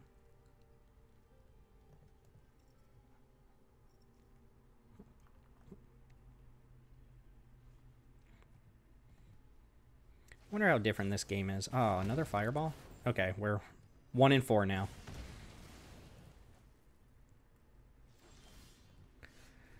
Alrighty. So now we probably just hold up gate. Just keep playing my lands. I do have this Invoker here. Attack with the 3/1 doesn't seem great. Yeah, we don't need to attack with the 3/1.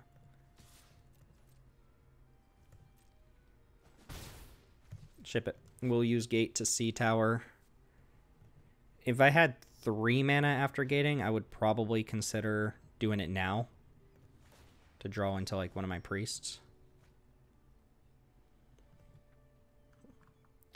Right, opponent looted away a land.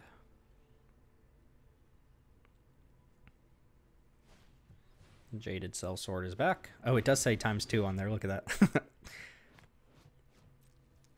And activate Seagate Tower. Give me a non-land, please. Priest is perfect. Priest is what we want to see. Keep playing lands here. Priest has got to be better than spending my turn to draw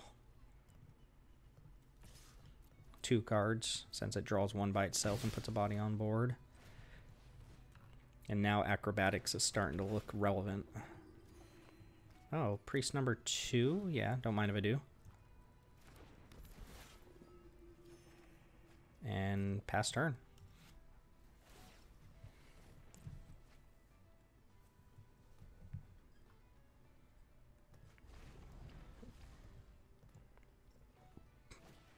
Lantern of Revealing's fine. I'm just gonna... I could block with the 3/1 here, actually. 3/1's not getting through these other creatures. It's not really worth blinking at this point. Okay. And they have a 3/2 that cannot block. Drew land, that's okay. So I think I'm going to jam here.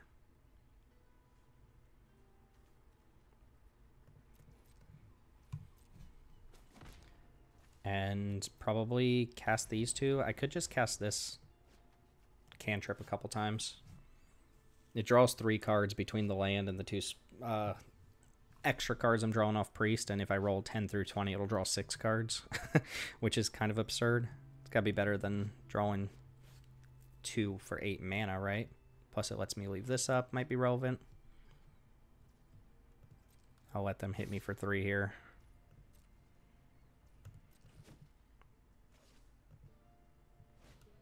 Alright, Uthgart Fury. That's pretty good, but I am going to fizzle it. So it deals 4 damage to any target. And then damage isn't removed from my creatures. Yeah! So we double blink.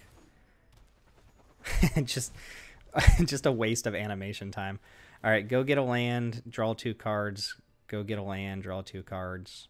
So just casual draw 6 that... fizzled my opponent's removal spell. They do get to attack here. Oh no, that was post-combat? That was post-combat. Alright, go get a land, draw 2 cards. Oh, I declined. I guess we're not. I don't know why I clicked decline. Cast this. Put a land on the bottom. Go ahead and kill a creature here. And then kill your other creature, kill you with this plus this.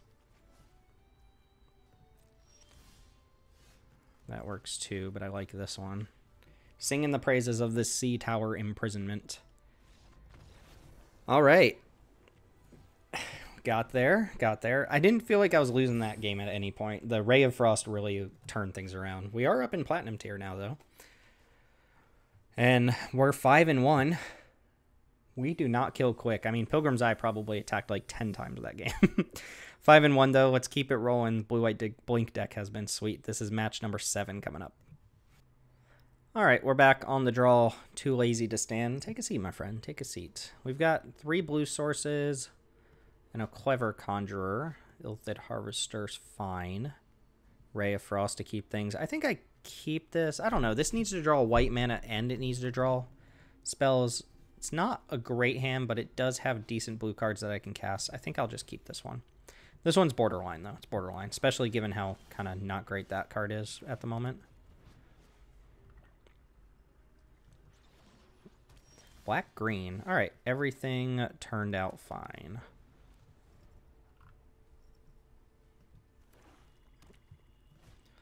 Follow the tracks. So that lets them put a gate of their choice onto the battlefield. Black Gate, it's fine. Let's go ahead and get Priest down or Clever Conjurer. Clever Conjurer gives me extra mana next turn.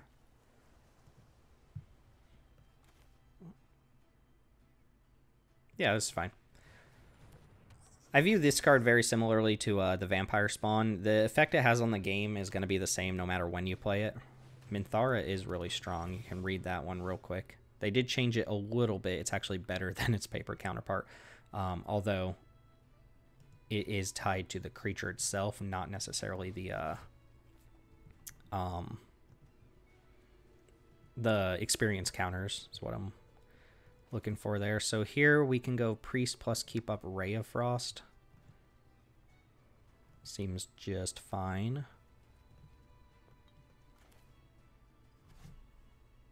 Let's give them a pretty clear attack in, though. I think I want them to attack, though. I don't know if I want to Ray of Frost this creature, though.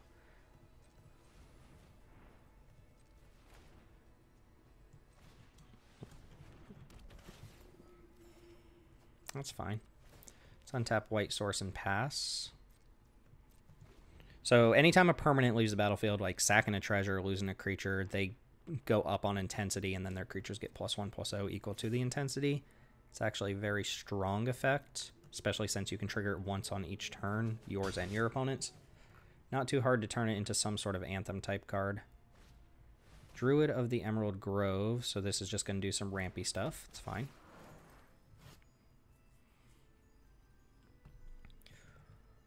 Basically gets 2 lands.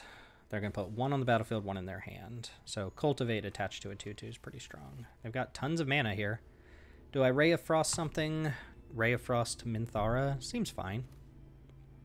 Could also just cast this, turn him face down, and make him largely irrelevant. Or I could just cast this next turn. That seems probably better. Borsker. Yeah, I'll cast an Aircult Elemental here.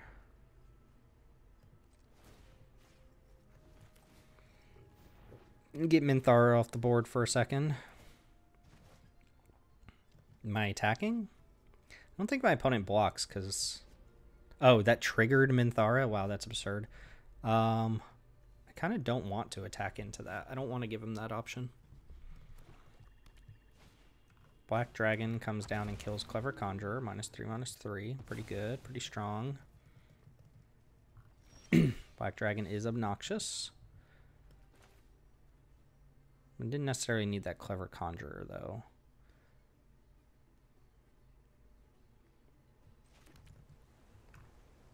Okay, let's take a peek at the hand, I think.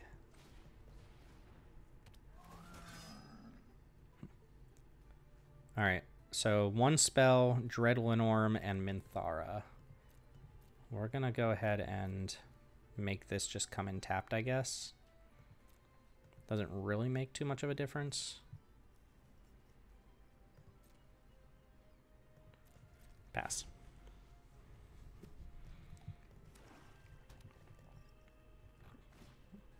Minthara is back. Pumps the dragon. I am going to Ray of Frost this dragon, I think. Although they can use this, so that's probably not great. Happens.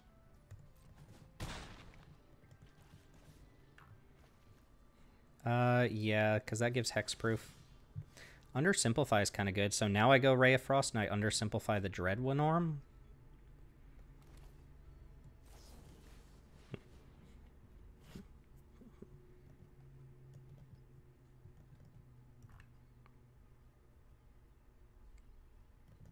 I mean, if I can get him with this, that's really good. Okay. I will do it.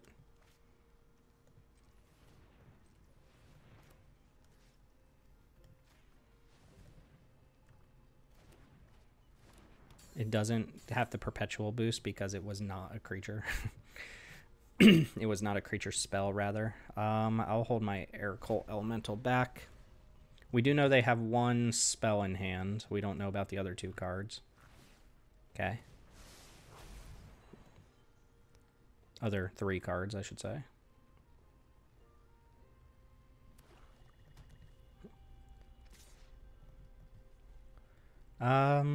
Well, that pumps Minthara again. This Minthara is a problem because me bouncing their creatures to hand, triggering their stuff is like the most obnoxious thing in the world. That being said, I think I'm going to go for the tap this turn. Doesn't let me keep up any interaction if they have any. So that's kind of a problem.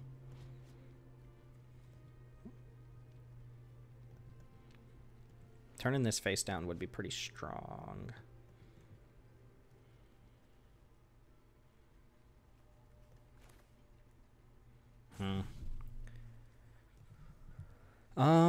It's not great. It's not great.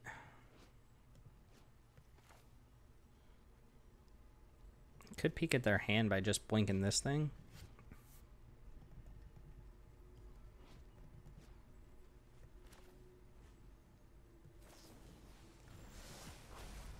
Alright, these are fine.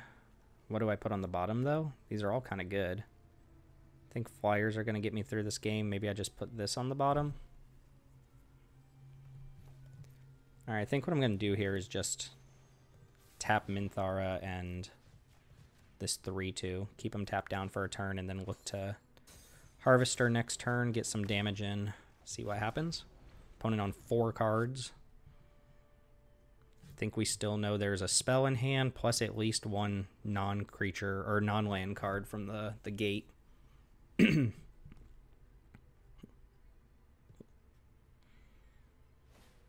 Grim Bounty on the Airclaw Elemental's fine.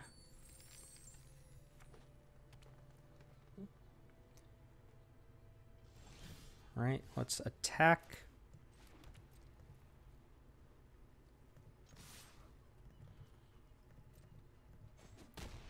Play this with Indestructible backup. And I think I'll turn all the creatures into 2/2s. Definitely these 3. Do I turn this into a 2/2? I don't think so. Alright, so the Minthara bonus is offline.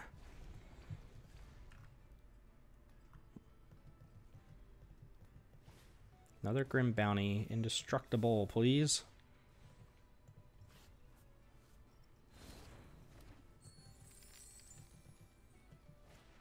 Skullport Merchant. Okay, that's a really good card.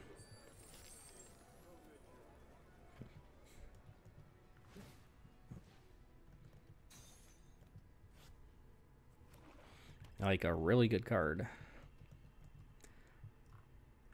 Harvester is... oh, Fraying Line. Alright, let's read this one. When it enters the battlefield, put a rope counter on target creature you control. At the beginning of each player's upkeep, that player may pay 2. So I may pay 2 to put a rope counter on a creature, and then it passes back. If I don't, I exile everything without a rope counter on it. Okay, so, I mean, I'll just pay the 2 here. Then my opponent either does or doesn't. Yeah. Oh, you know what? I can get him really good with this Acrobats. Sure. We'll do that. And...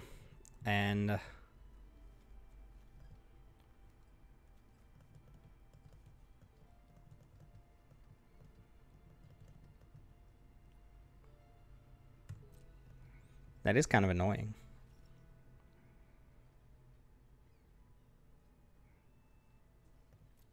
Do I think my opponent's gonna pay for it next turn?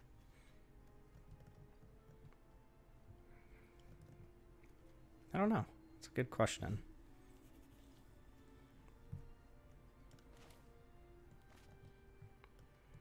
Because they could go sack, sack, not pay. And then it's this versus this, but they also have more mana, more cards. And it eats everything. So I think we're gonna get a little tricky here.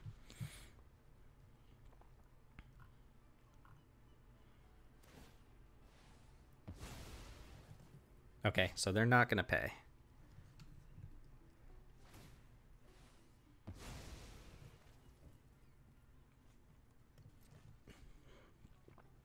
So then I'm going to go for the Lyzel's Acrobatics.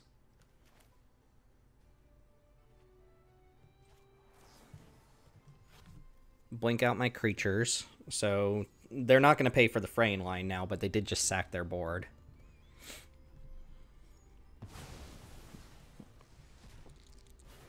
Alright, and we get the double blink again. And I get to see their cards. I should have let them draw another card first, yeah. Alright, let's do that. Did you draw? Relevant. Tollkeeper. Yeah, they drew Forest. They're going to draw 2 more cards this turn.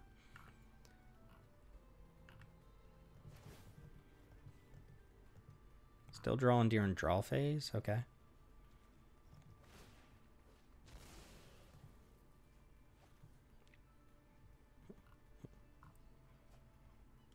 Just cashing in all the treasure now.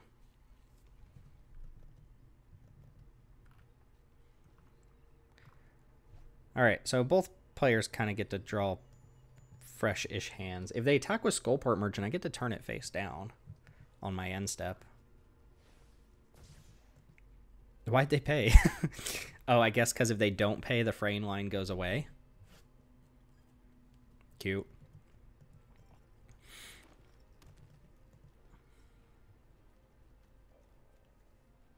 They played a forest that doesn't have the tap ability.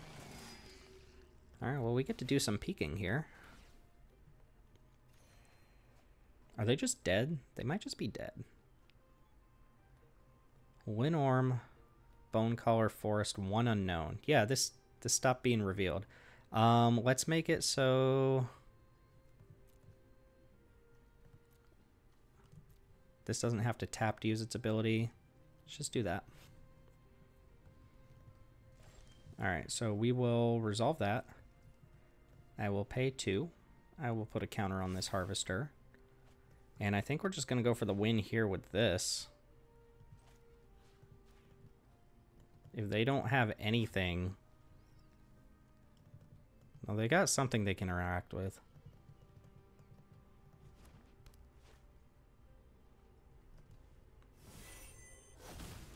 Going for the attack. Alright, let's see what your trick is.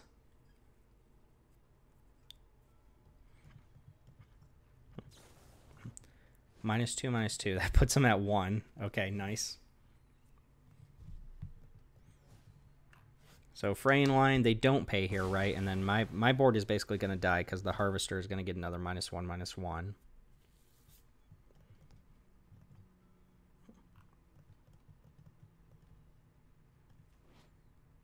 Of each upkeep. So yeah, that dies on my upkeep. Scaled Nurture is not bad. Bonecaller Cleric. Get back. Ooh, Black Dragon would be pretty strong. So that dies. Yeah, they might actually get me here.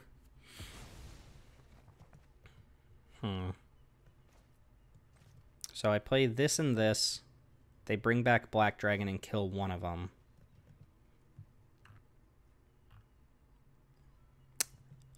They're going to go up to 3 life. Okay, I think we have a plan here. I have a plan. I'm going to try to bait them by killing the Hippogriff.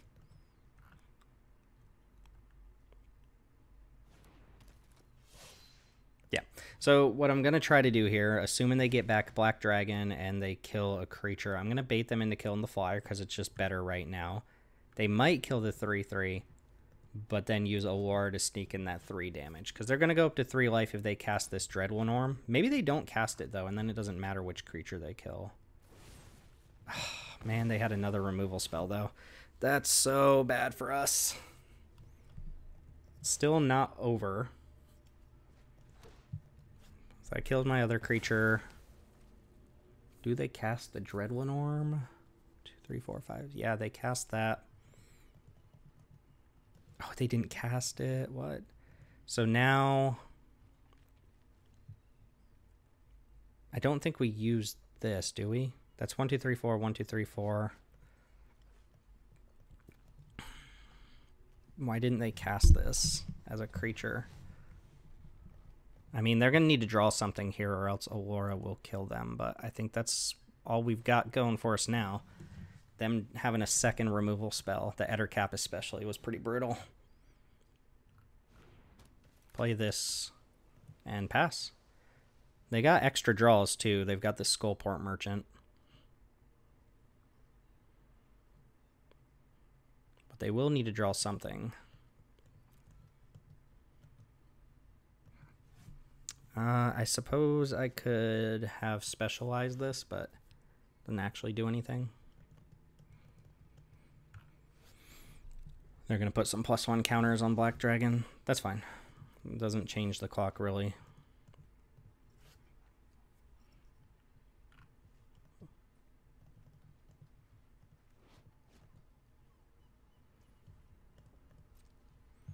Alright, show me what you got. Attack for 6, and then I want to see some Skullport Merchant sacking.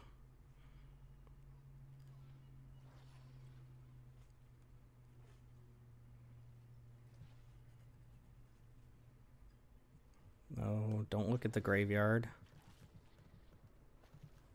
Don't look at the graveyard. Alright, I like to see that. So that puts them at 3. We kind of knew this was a factor. But do they have anything else is the question.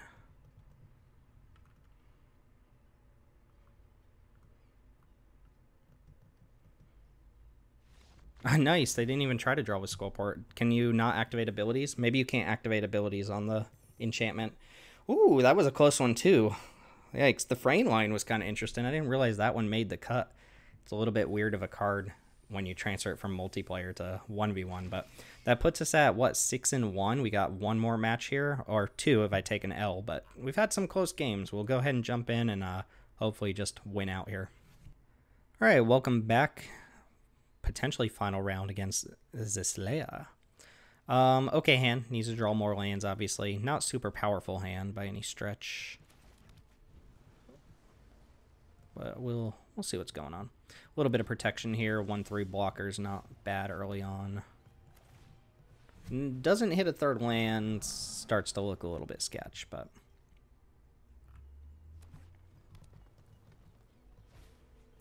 Innkeeper.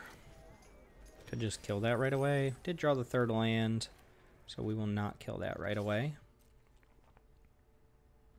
Mostly because Conjurer is more important to get on board here. Also, not necessarily a creature I want to kill. It will gain him life throughout the game, but I would rather save this for a bigger creature. We got the 4. Nefarious Imp. Like that one, perhaps, is worth just taking out. Maybe, maybe not. Another Conjurer. It's more mana fixing. Well, I can attack here. Play this. Use this to hold up Patriarch's Humiliation. I'd be fine trading my 1/3 for one of these creatures.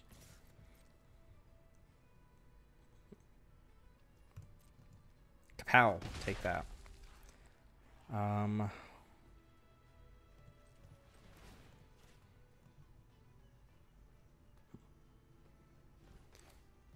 Play that pass. One's got a 1-mana spell they can cast.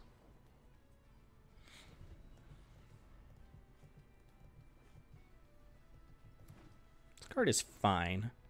You do get to do a lot of scrying. Sepulchre Ghoul. It's pretty good.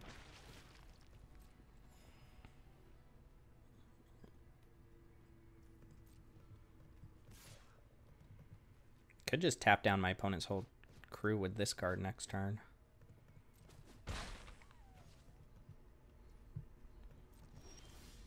Undersimplify. Could also just cast this card.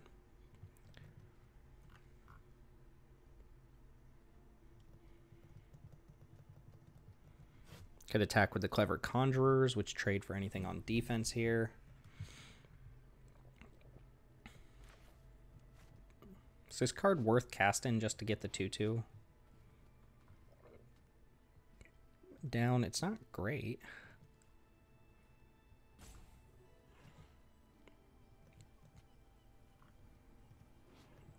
Maybe a 4/4 on board is just like good enough right now. Maybe that's what I'll do. Let's just play a 4/4, flip your flyer face down, cut off the value from that card. They kill this, that's not too big of a deal. Like Grim Bounty or something like that. Yep. I will not turn my Clever Conjurers face down. Maybe I should have attacked with this and turned it face down, but I'm not sure that's necessary either. This Harvester's been fine. It's definitely been a very relevant ability. The first half is pretty clunky, but we've seen that come up too. So yeah, I would say this is up there, first pick territory. I'm willing to bet there's a decent number of uncommons you should take over this card, though. Opponents debating whether to do some sacrifice stuff in response, perhaps. Sacking the treasure does give them a scry. Okay, yeah, I'm okay with that. I mean, Deadly Dispute draws them some stuff. They get some scries, some treasure, but ultimately this Harvester, like, you know, killed their creature. They wouldn't have sacked it otherwise. We will not attack, though. They do get to untap with a lot of mana. And in case you haven't noticed, I do not have a lot of mana. Stroke of Luck. So they're going to look at the top 4. They're basically going to put one in their hand, but if there's multiples, they can pay extra life to get them. Just fine. Kill my Harvester, perhaps. Yep, there's the Grim Bounty. Using treasure, gaining treasure.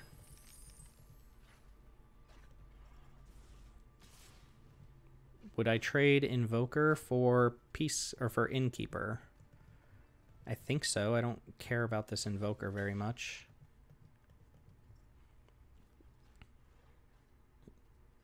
My Invoker's got to be, or their Innkeeper's got to be better for them than Invoker is for me, right? Huh.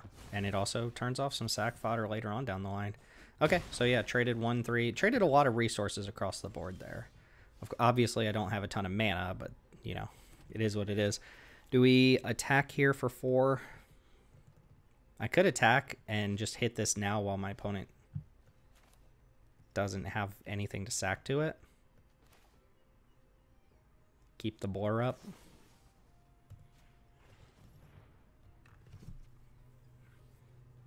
So loses its abilities, takes 2 damage. If they try to kill my thing in response somehow, I can blur. Get in 4 damage. Seems fine. I have an Undersimplify for a really expensive card, but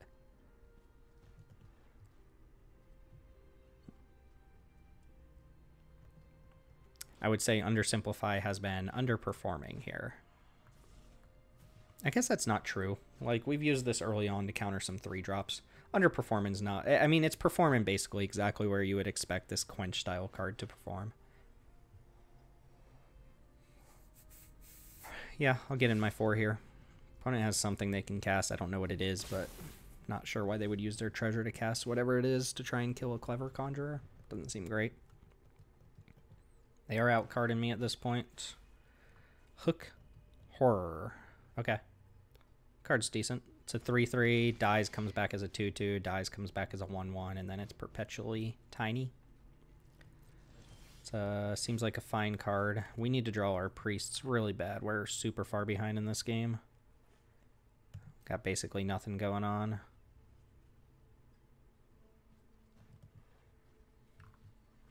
We'll just pass.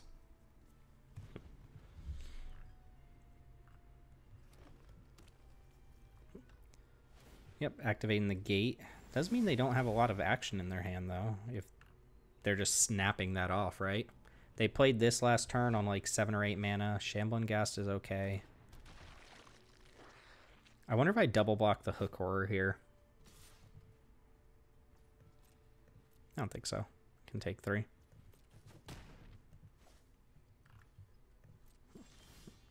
Hey, that's not that bad. So I can double block next turn. Could even just attack, right?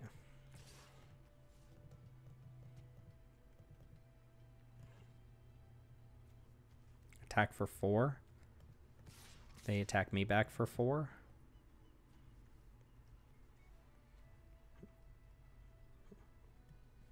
Don't foresee Shambling Ghast really messing me up here. Oh, Shambling Ghast gonna mess me up here? Alright. Or maybe we Deadly Dispute the Ghast to draw into some more. Poison the Blade. Death Touch, draw a card. So I have some options here. I can just give Indestructible and cast this, which is probably what I'm going to do. I could Undersimplify and just eat this. I think I like getting my flyer down, so we will just let them cantrip off that. They'll go ahead and get their Shambling Ghast trigger, and I'll put a flyer on board. Opponent will untap with 4 cards. Well, make a treasure, I assume.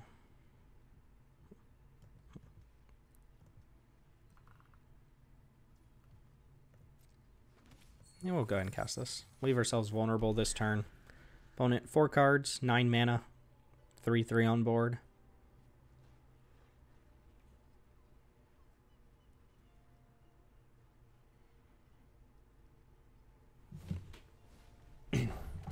Alright, sorry, small interruption there. What happened? Opponent played a Sepulchre Ghoul and is attacking with 3/3. Okay.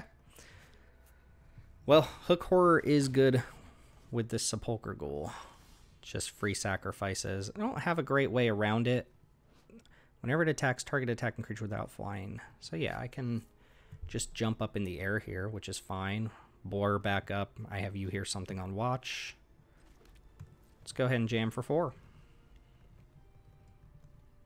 We don't attack on the ground because then they sack and pump.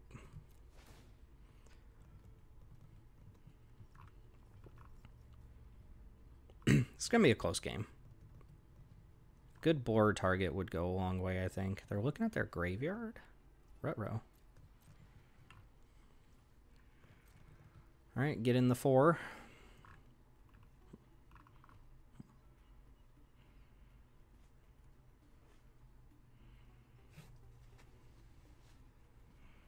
They are ahead in the race. Next turn, if they attack with both, I can block Sepulchre Ghoul. They sacrifice a creature in response. I can deal 5 to it, kill it. Takes this out of combat, potentially. I'm wondering what they've got here.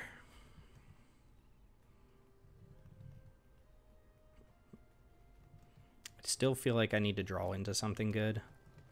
Seek New Knowledge would be good. Hillgorger. That's pretty strong. That definitely tips the favors. Or tips it in their favor. I could shrink it. Make them overpay. But I think we just accept that that resolves. Go for the you hear something on watch plan. And they did not attack the way I thought they would attack. Alright, taking that. Alright, pivotal turn to draw something here.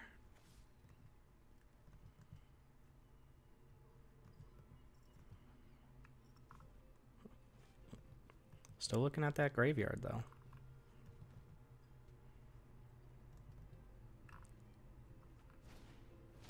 Split the spoils on a bunch of stuff.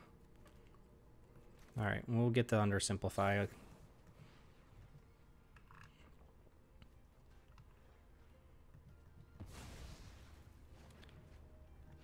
Good enough, I suppose.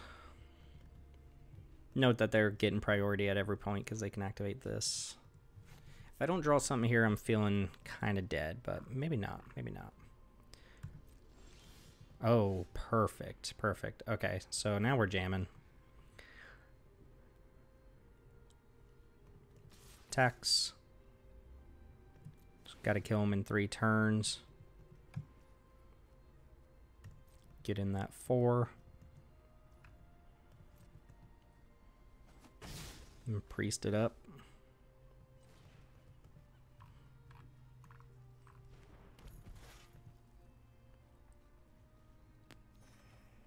Okay, land is interesting too, because now I can hold these both up potentially, but I have to tap a conjurer.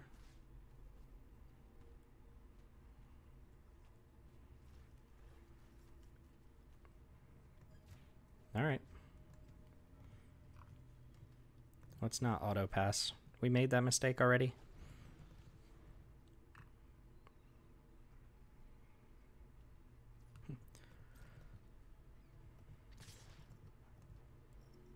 So we're going to go for block blur here.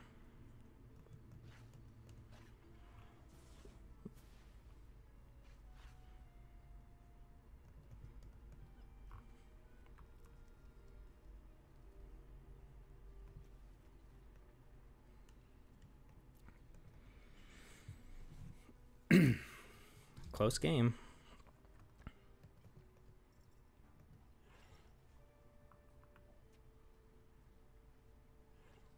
Card's still good. This was a very good card for green in original AFR. And still good here. Alright, opponent. Where'd you go, opponent? Okay, I'm going for block blur. Hopefully that works. If not, we'll see what happens.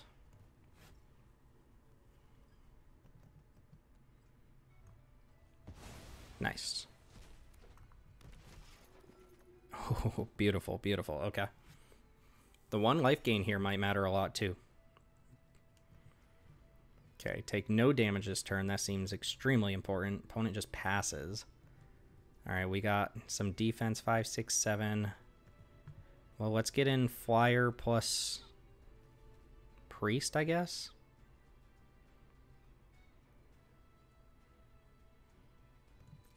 See if they do anything to us. They let us attack. So I feel like if they had a removal spell, they would have killed Hippogriff before that. Let's go priest first, because if we draw something expensive, we might want to cast that instead of Pilgrim's Eye.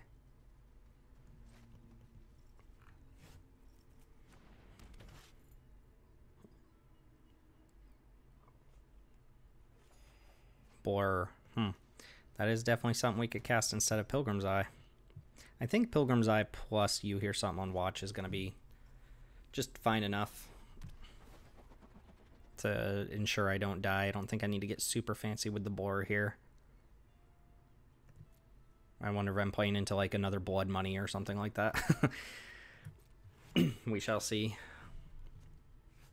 I guess I could have used one Conjurer to untap a land and give me the option to Blur. That was actually probably a correct thing to do. Just doesn't feel like the opponent has much going on. Like, I'll probably chump block Herd Gorger. Let the other ones through. Just to make sure I don't die to, like, some pump spell. You meet in a tavern looking at the top 5 for creatures. Okay. I am perfectly fine with that. That uses a lot of mana that's not affecting the board immediately. They get Basilisk, Basilisk, Circle the Moon Druid. Wilson does have reach. Willie does have reach.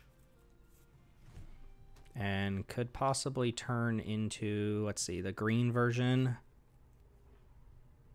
becomes a 5/5. Basically just a 5/5 version. Costs 2 to specialize, so that's using a lot of their turn.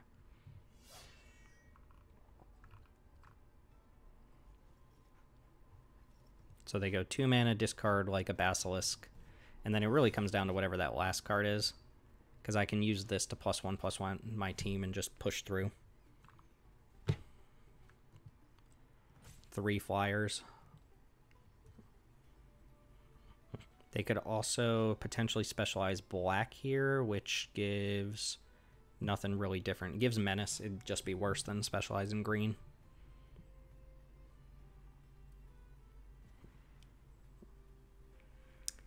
Feeling good, but they do have an unknown card.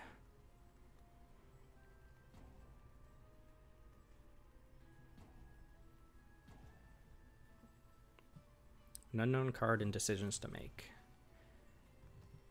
Oh, it's specialized 4. That just uses all their mana. Yeah, so they are dead.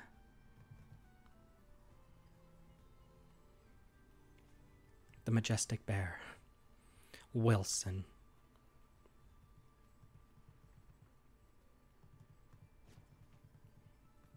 Oh, I can't scroll through it anymore. It's interesting because once you're specialized, like, you're just kind of permanently that thing. So if this were to go to the graveyard, it's always Wilson Majestic Bear now. There's no way to unspecialize it. There isn't a mythic in this set that lets you unspecialize it, but I believe... Oh, that also just does it by itself. Good draw, good draw. Maybe shorthand prompt the concession with the air cult. Bounce Wilson. Oh, this still has Ward. Ward 2. Think we're okay with that, right? It still happens. Kind of forgot about Ward, but doesn't really make a difference here. We will pay. And we will attack with 3 flying creatures. 1, 2, 3.